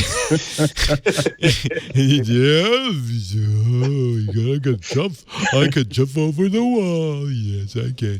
But imagine a killer robot about to destroy you. It runs like this. You better not laugh. You better run the other way. Oh, see, we're in trouble because it's only going to get worse, and it's going to come for you. There's always a water hose. That's right. Just some frozen water. That's all we need. Oh, good news. Apparently an Office 2000 update is available on the machine that we're calling Ant on. You might want to install that update now. Get the latest. Let me go ahead and install it right now. I don't think it's you. Thank you, Office. Thank you, Microsoft. Microsoft is speaking of idiot computers, Microsoft is so adept at stopping, at just interrupting whatever you're doing with worthless dialogue boxes. I was at an event, big conference with lots of booths and tables, and they were projecting up on the wall information, and a big Windows update box shows up and said, "We've got a new version of Windows." It sat there for 20 minutes. I took a picture of it. "We got a new version of Windows. You want to update?" Man, that happened to me at an airport. I think I was in Atlanta somewhere, and the pop-up was on the screen, and it just totally freaked people out. It's just ridiculous. I'm like, who's watching this? This is the last place that should pop up on the screen. See it. It's ridiculous. So yeah, you're right. This is why I'm not worried about AI. We're not even close. Not even close. Although it is fun to look at those Boston Dynamics videos. It is. Nick Bostrom's, if you want an actual forecast into the next maybe 3 decades, Nick Bostrom's book Superintelligence is a pretty good read. It will help you understand the realities of, and I even hate saying artificial intelligence. Max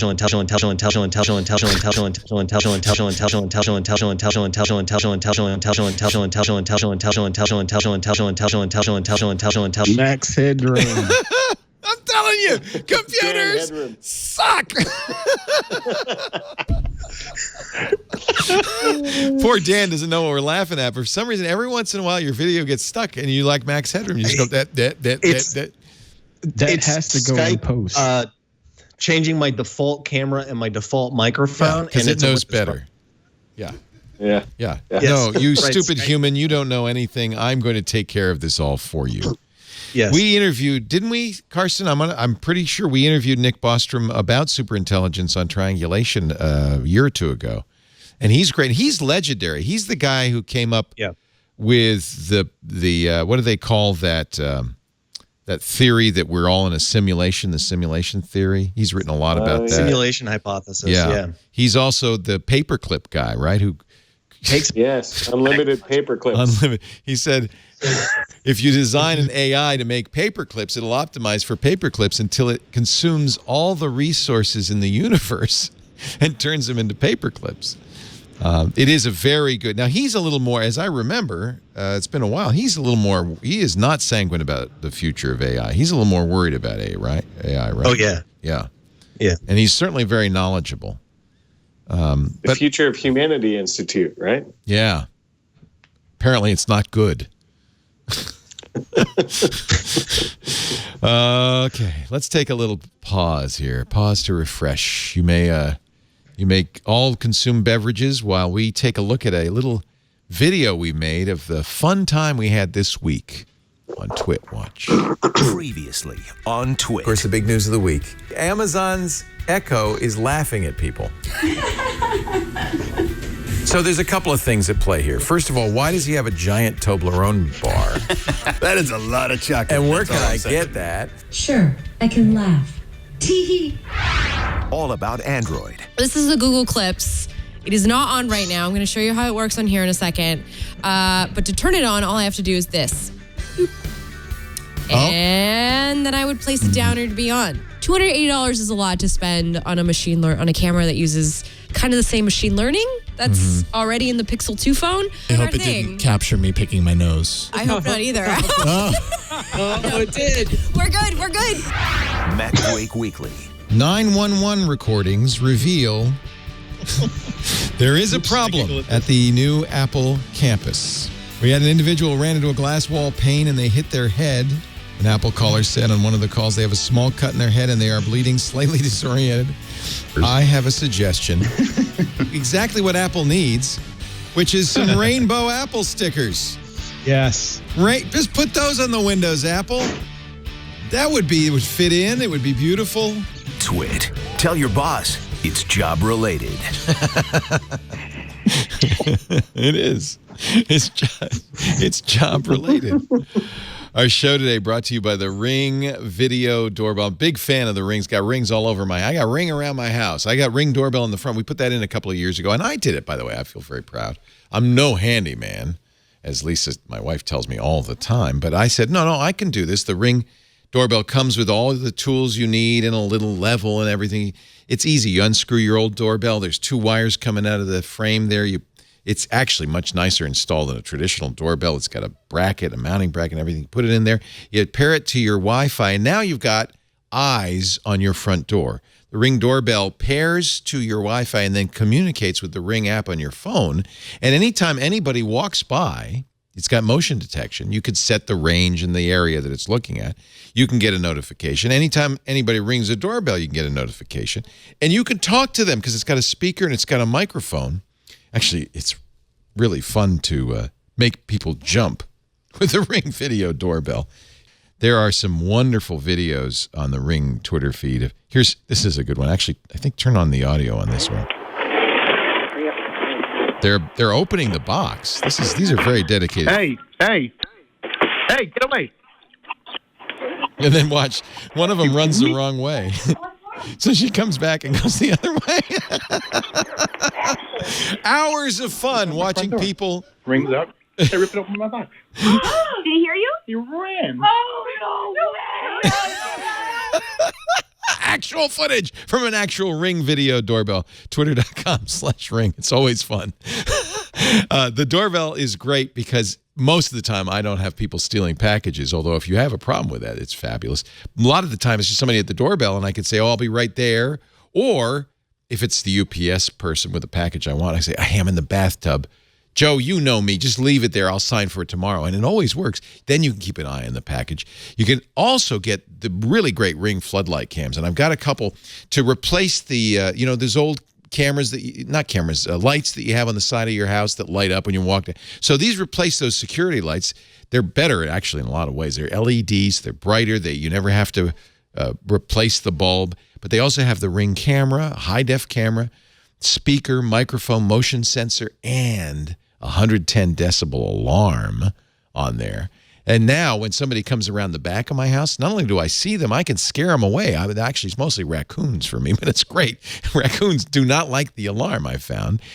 So I have a couple of those. Now I've got a ring of security all the way around my house. I love the Ring video doorbell. You're going to end the Ring floodlight cams.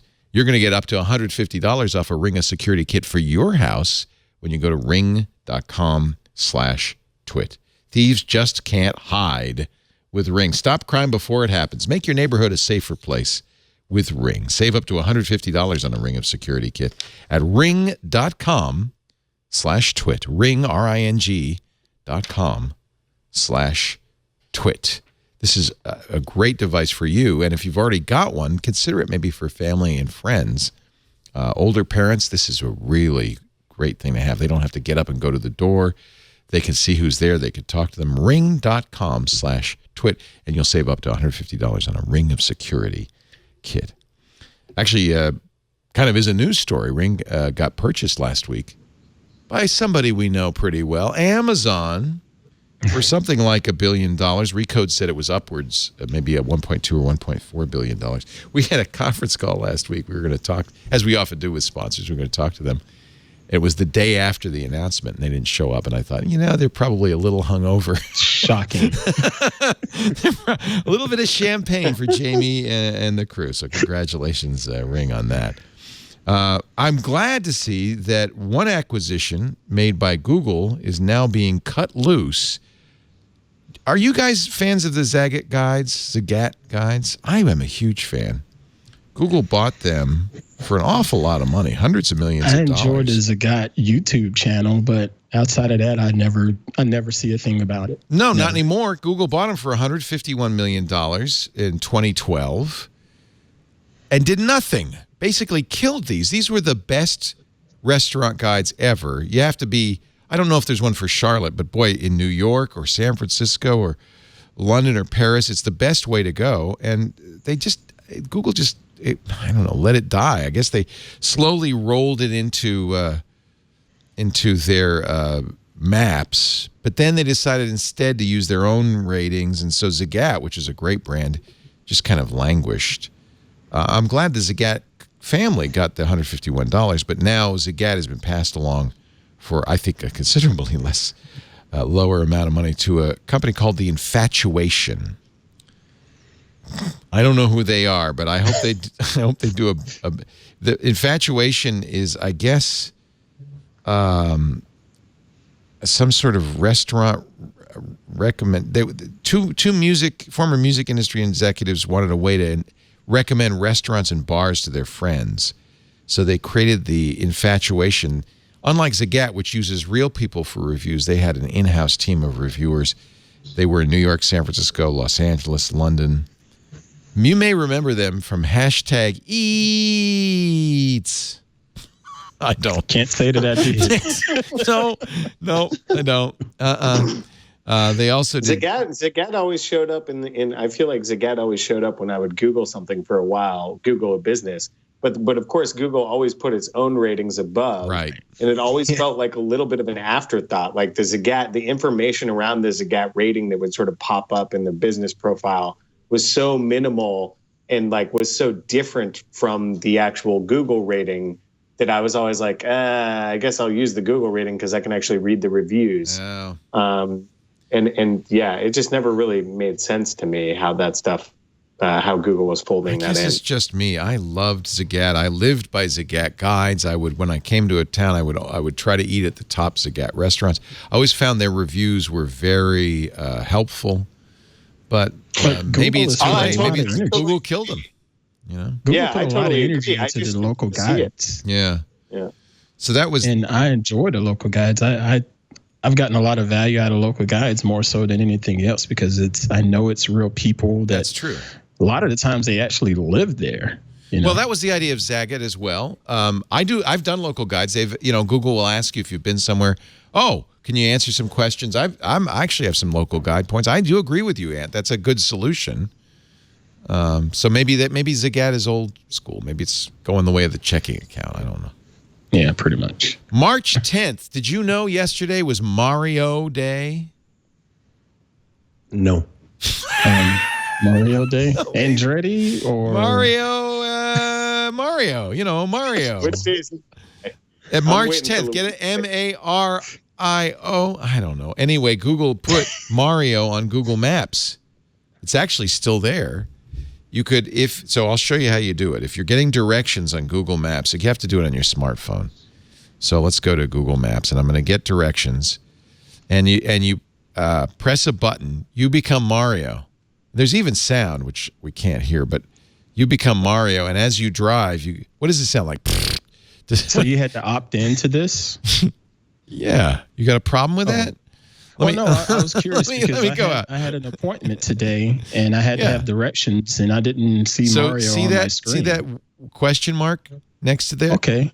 So you tap that for the directions, and it goes bling. Oh, yeah, Mario time. And then you press the button that says, let's go. And by the way, I'm going to for some reason, a restaurant in Austin, Texas, that's a day and a half away, but okay. And he says, you hear? Wait for it, Old Redwood Highway North. No, that's not Mario, but before it was Mario.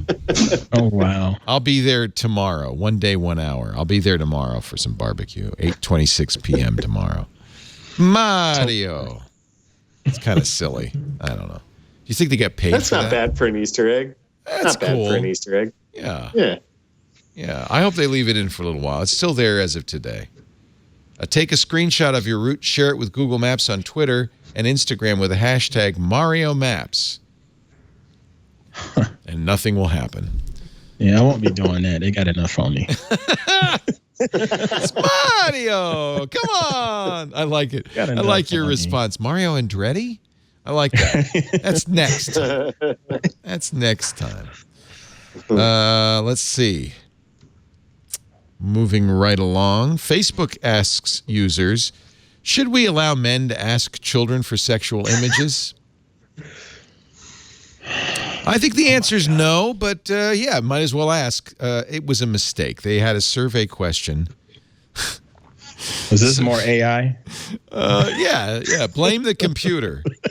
One question began, there are a wide range of topics and behaviors that appear on Facebook.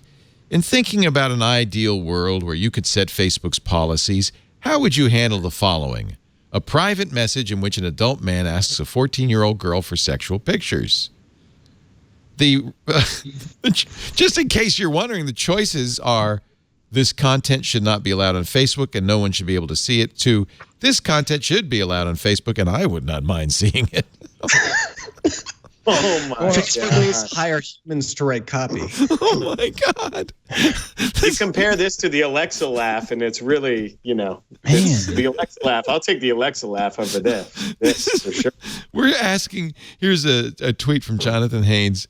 We're asking a small group of people for their opinion. Could you take a few minutes to answer this short survey?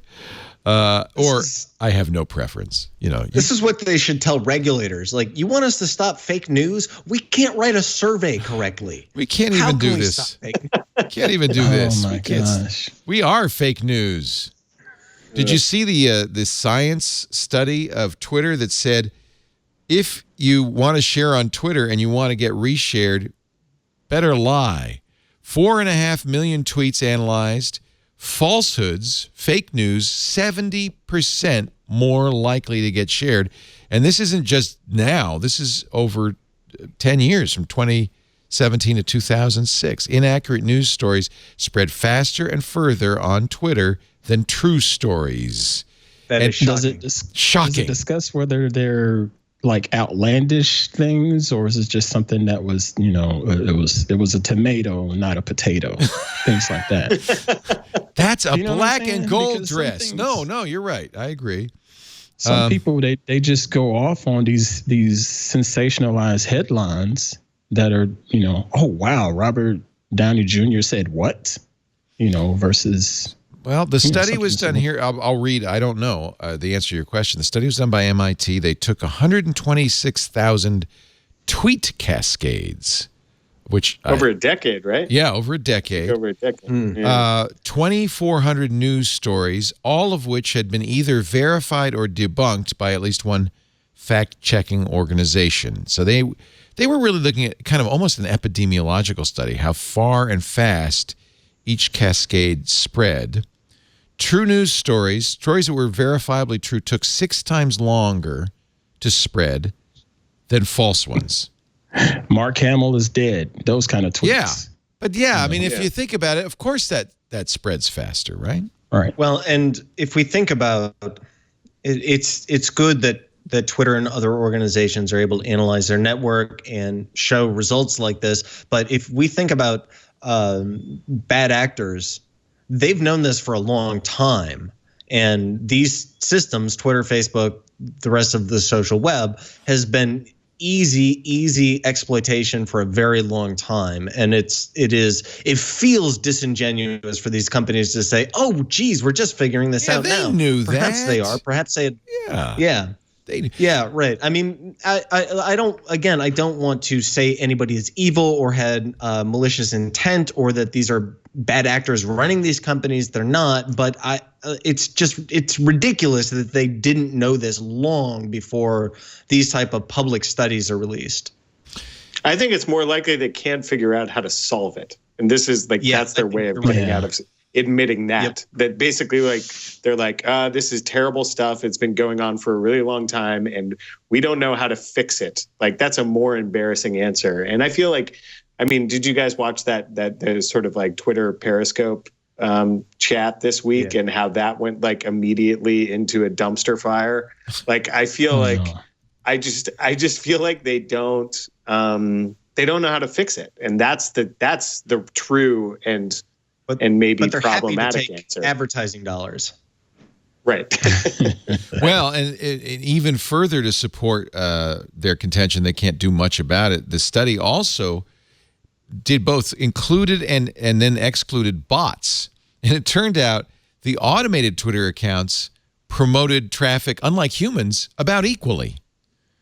They didn't prefer fake news. It's the humans. It's the humans that prefer fake news. But again, there's no patch for human stupidity. It's not surprising at all. Security world. If you nailed it. If I said, if I tweeted Mark Hamill is dead, that's going to spread much farther than Mark Hamill's alive. Right. That's just not going to. But that's always been that way. In fact, I think you could probably say that even predates social media. That's just the way we are built. Conspiracy theories spread farther and faster. If you say Kennedy was shot by a lone assailant on the grassy knoll, that's so much less interesting than the Russians did it or the mob did it and there were 15 shooters. And I mean, it's just not interesting. Indeed. Right. And the real answer. Go ahead. Is that Dan who wants to talk? Go ahead, Dan. No, I was telling Ant to go ahead. But the real, Leo, to your point, the real answer to many, many questions is that, well, the answer is nuanced and complicated, and might take some knowledge that is difficult to acquire. It's just way easier to say, here's the answer.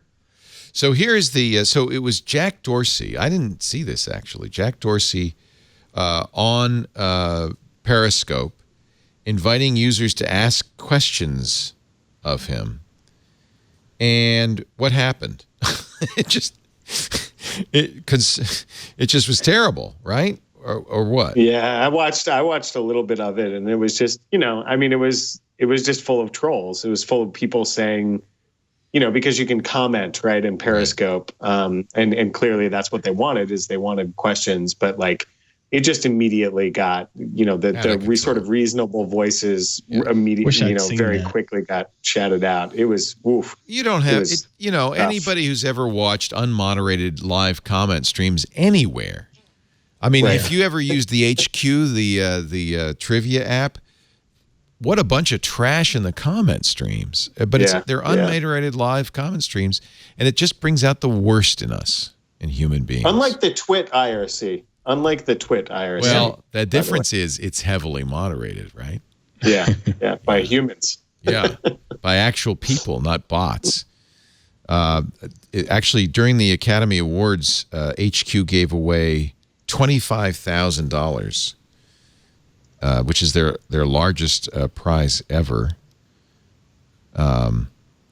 And the idea was they were going to continue until just one player was left, and that player would get all of the $25,000.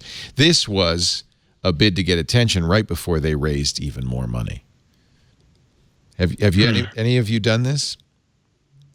HQ, $15 million more in their don't think I have. Their venture fund. It's not. I've played HQ. It's fun, but I don't think it has legs. Maybe it does. The biggest beneficiary of HQ is their host, Scott Rogowski, who's now become somewhat of a celebrity. If the CEO doesn't fire him for being featured. He won't now, I can promise you. I did log in during the Oscars to see how many people were trying to win that prize. 2 million people live. That's interesting, too, because a live stream to 2 million people is a non-trivial enterprise. I know that. Yeah, and it makes giving away $25,000 seem fairly trivial. Right, if they've got that kind of viewership. Give more. We want more. Twitter says eventually you're all going to get a blue badge, so that's going to make it really valuable. No, they'll have you get one and you get one. They're going to this is part of the Periscope stream. Dorsey said that we're going to figure out a way so that anybody can get verified with obviously providing some documentation and so forth. I was wondering why they kept shutting me down. Oh, wait a minute. It's probably because I'm not that important. You don't have a blue check? You need a blue check. I do need a blue check. You need a blue Trust check. Me. They wouldn't approve it. It looked for a while, and I think Twitter even thought this way, that it was a reward from Twitter. Like this person is, a important person. And that's why when they wanted to publish Milo Yiannopoulos, instead of banning him from Twitter at first, they just took away his blue check. No blue check for you. And that was dumb on Twitter's part. The suggested user list drama? Oh, God, that was the worst. Oh, yeah. Yeah. I didn't like that. Because I was never a suggested user. Stop me cold. Let's see. We talked a little bit on Security Now about the largest DDoS attack ever. First, it was GitHub, 1.3 terabits per second, an amplified memcache attack. And then OVH and Arbor, shortly thereafter, a similar attack, UDP port 11,211, of 1.7 terabytes. And this is all because of a flaw in the memcache protocol, which should never be pointed to the public. But because it was on many machines that were misconfigured, many machines that were misconfigured, people were able to send a ping to the memcache and get it to flood the target with a lot of information. So these amplification attacks are powerful because you don't have to have 1.3 or 1.7 terabytes outbound traffic. You don't have to have a giant botnet to take over this stuff. All you have to do is hit these memcache servers enough with small 1 or 2 bytes, and they'll send out thousands of bytes. Oh, man, that's brutal. It is brutal. Our friends at Cloudflare, who are, of course, sponsors of our shows and longtime friends, point out that really the issue, though, isn't merely misconfigured memcache. It is IP spoofing. And this is why, Steve Gibson's been talking about this forever. If you can fake your IP address, it's very difficult to stop these kinds of attacks. And really, it's ultimately going to come down to, in my opinion, networks saying you can't come out of my network with a fake IP address. And there's no reason for a network to allow outbound UDP traffic either, unless, so there's a number of things that people could do. Unfortunately, nobody seems to want to do anything about it, and these DDoS attacks will probably continue. Speaking it's tricky, right? Because IP spoofing is going to, getting rid of IP spoofing theoretically would basically, it would create some problems with things like VPN, wouldn't it? If maybe. You completely but if you're a VPN, stopped that. Yeah, if you're running a VPN, let me think about that. Yeah. Thing is, if you're running That's a the first VPN, thing that came to my mind. You're expecting that. Well, that's an interesting question. I think it's, I don't know. I'll have to read the blog and we'll see. I think it's more an issue of networks, internet service providers not allowing IP addresses that don't belong to them to be broadcast out from their networks. Okay. So a VPN, I don't think would be affected by that because you're going out with your IP address to a VPN. You're tunneling and then going somewhere else. That makes sense. Yeah, it requires network operators to block fake IP addresses coming out of their servers. If it's not part of my range, it shouldn't come out of my server. This is a little scary. I'm more scared about this than artificial intelligence, but it's been going on in China for some time. Pre-crime. In China, they're using information that they can gather about people to block crime before it happens. Minority Report. Yep. Real life. Yep. Yeah. Yep. There's a police force in China called the Integrated Joint Operations Platform, which gathers information from face recognition cameras, Wi-Fi internet sniffers, license plate cameras, police checkpoints, banking records. See, I'm not worried about ads. This is what I'm worried about. Police reports made on mobile apps from home visits. If it flags anything suspicious, like a large purchase of fertilizer, stockpiles of food considered a marker of terrorism, like hummus, it notifies police, who are expected to respond the same day and act according to what they find. Why is this large, bald-headed black dude buying 20 pounds of ground beef? Yeah, I happen to like burgers, okay? Lunch. That's lunch, man. That's lunch. So interesting. And, of course, you can do this in authoritarian countries where nobody's, overseeing the police force.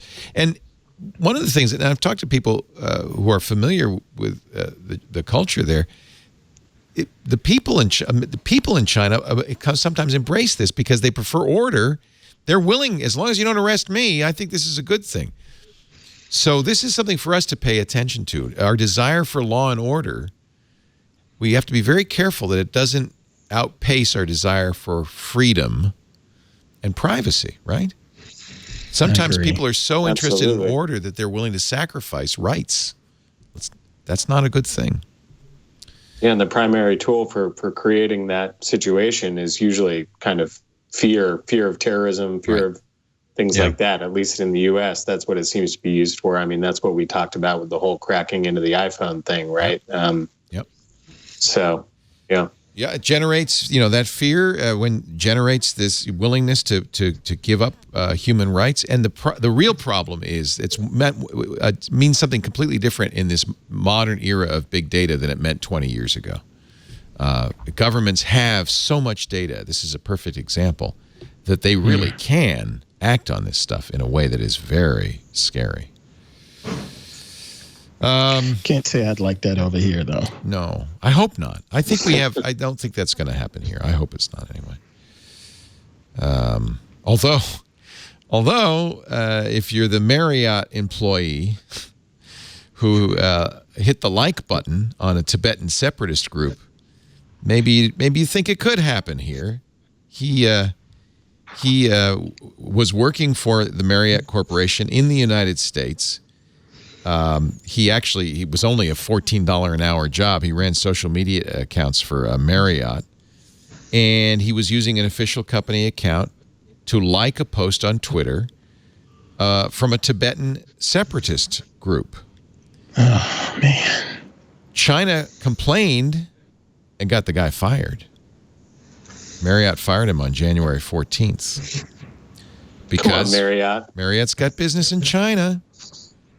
Man. So it's not only that you can't speak freely in China, you may not be able to speak freely outside of China if the company you work for has some relationship with China. It also shows some workers are more likely to be impacted by incidents. And we'll likely never hear from this person again. But those are the people who will lose their jobs and don't have the social proof or the social following to be able to recover their careers or work. Yeah. Just, And by the way, I'm kind of in favor of Tibetan separatist groups. Just for what it's worth, I would like them. Fortunately, I don't have to worry about getting fired by my company. But you guys, you better not say anything. I got to scram. But this has been truly enjoyable. Ben, Ant, and Leo, thank you very much for your time. 5 today. o'clock. I tell you what, we're going to wrap it up for everybody. Thank you, Dan Patterson. Always a pleasure. Tech Republic, CBS Interactive, at Dan Patterson. Tech Republic. All right, we'll give it to Tech Republic.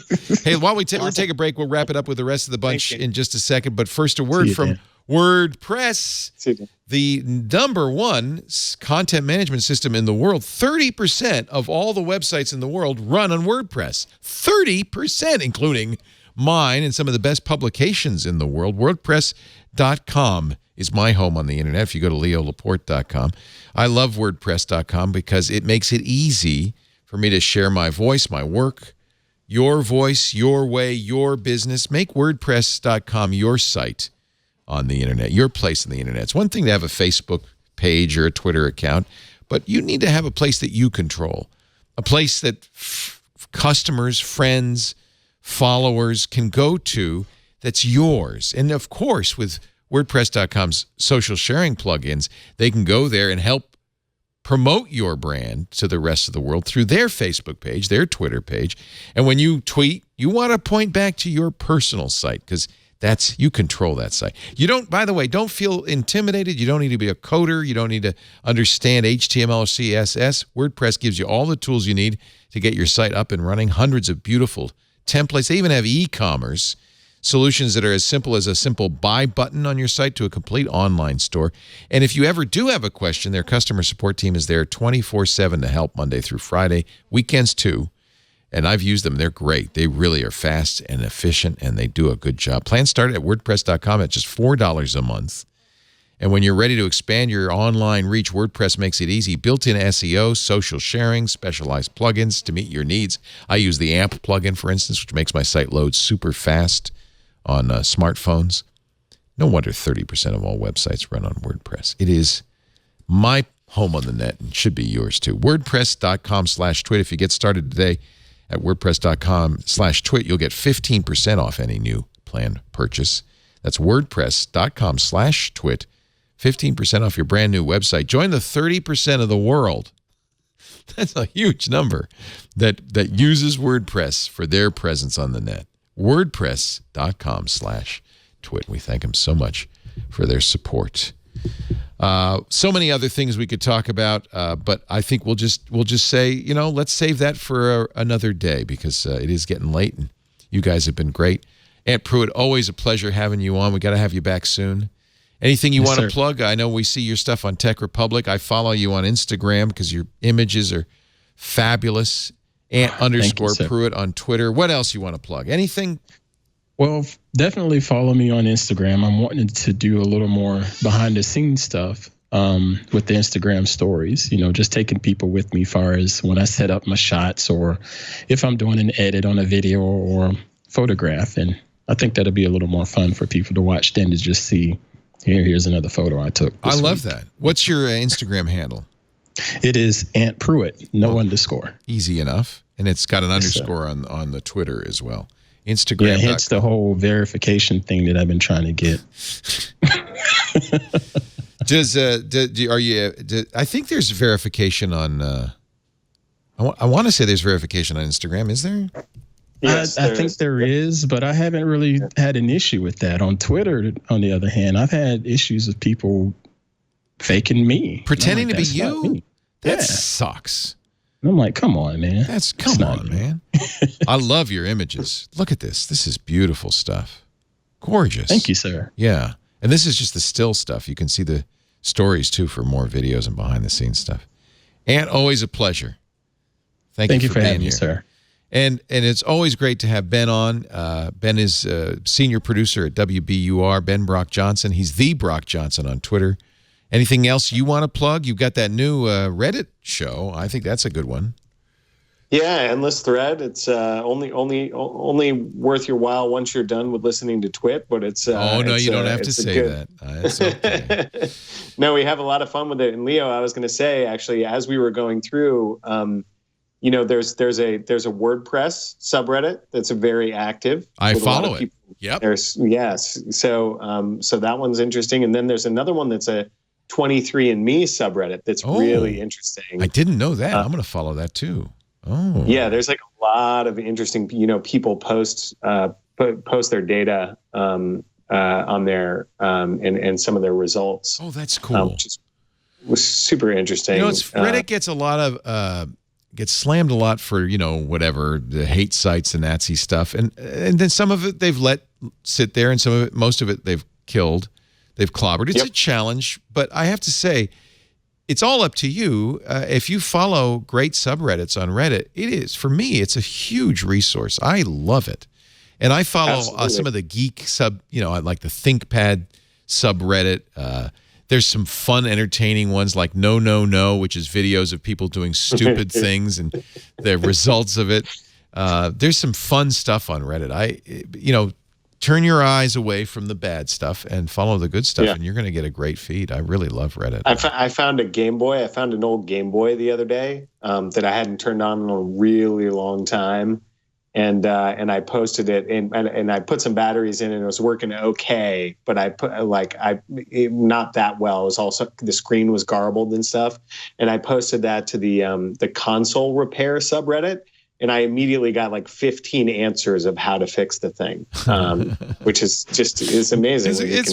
There's some cool WordPress people are like Linux geeks. It's fascinating. Yeah. I follow all the Linux geeks and the BSD geeks and all the programming languages too. And that means I get this is one of my favorites. Data is Ugly, where people just put up the worst diagrams you've ever seen. It's so good. I need to subscribe to that. It's just you look at these and go, what were they thinking? What were they thinking when they created? Somebody approved it too. That's the big problem. So somebody spent a lot of energy on it. It's amazing. Anyway, so great to see you, Ben. Thank you, Ant. Thanks to Dan. Thank you all for being here. We do This Week in Tech, my favorite time of the week, every Sunday afternoon, 3 p.m. Pacific, 6 p.m. Eastern, 23. Actually, it's now 2200 UTC because we sprang forward this morning. Thank you for all coming here a little bit early. 2200 UTC. Make sure you make a habit to watch it live if you can, twit.tv/live. And if you do that, be in the chat room. It's moderated, but it's still fun. irc.twit.tv. If you'd like to be in the studio, we have seats for the studio audience. We have an open studio, but we do ask that you email us ahead of time for tickets. Tickets at twit.tv. Tickets at twit.tv. You can also watch on demand, and that's really the bulk of our audience listens at their convenience. All you have to do is go to twit.tv for any of our shows and download your favorite episodes or subscribe. If you've got a podcast program, we work with all of them. podcasts from Apple and from Samsung and from Stitcher and, of course, Pocket Cast and Overcast. You just subscribe to our podcast, and that way you'll automatically get every episode the minute it's available. It's kind of a great way to start your commute on a Monday morning, is to have Twit sitting there on your phone ready for you to play. Thanks for being here. We'll see you next time. Another Twit is in the can.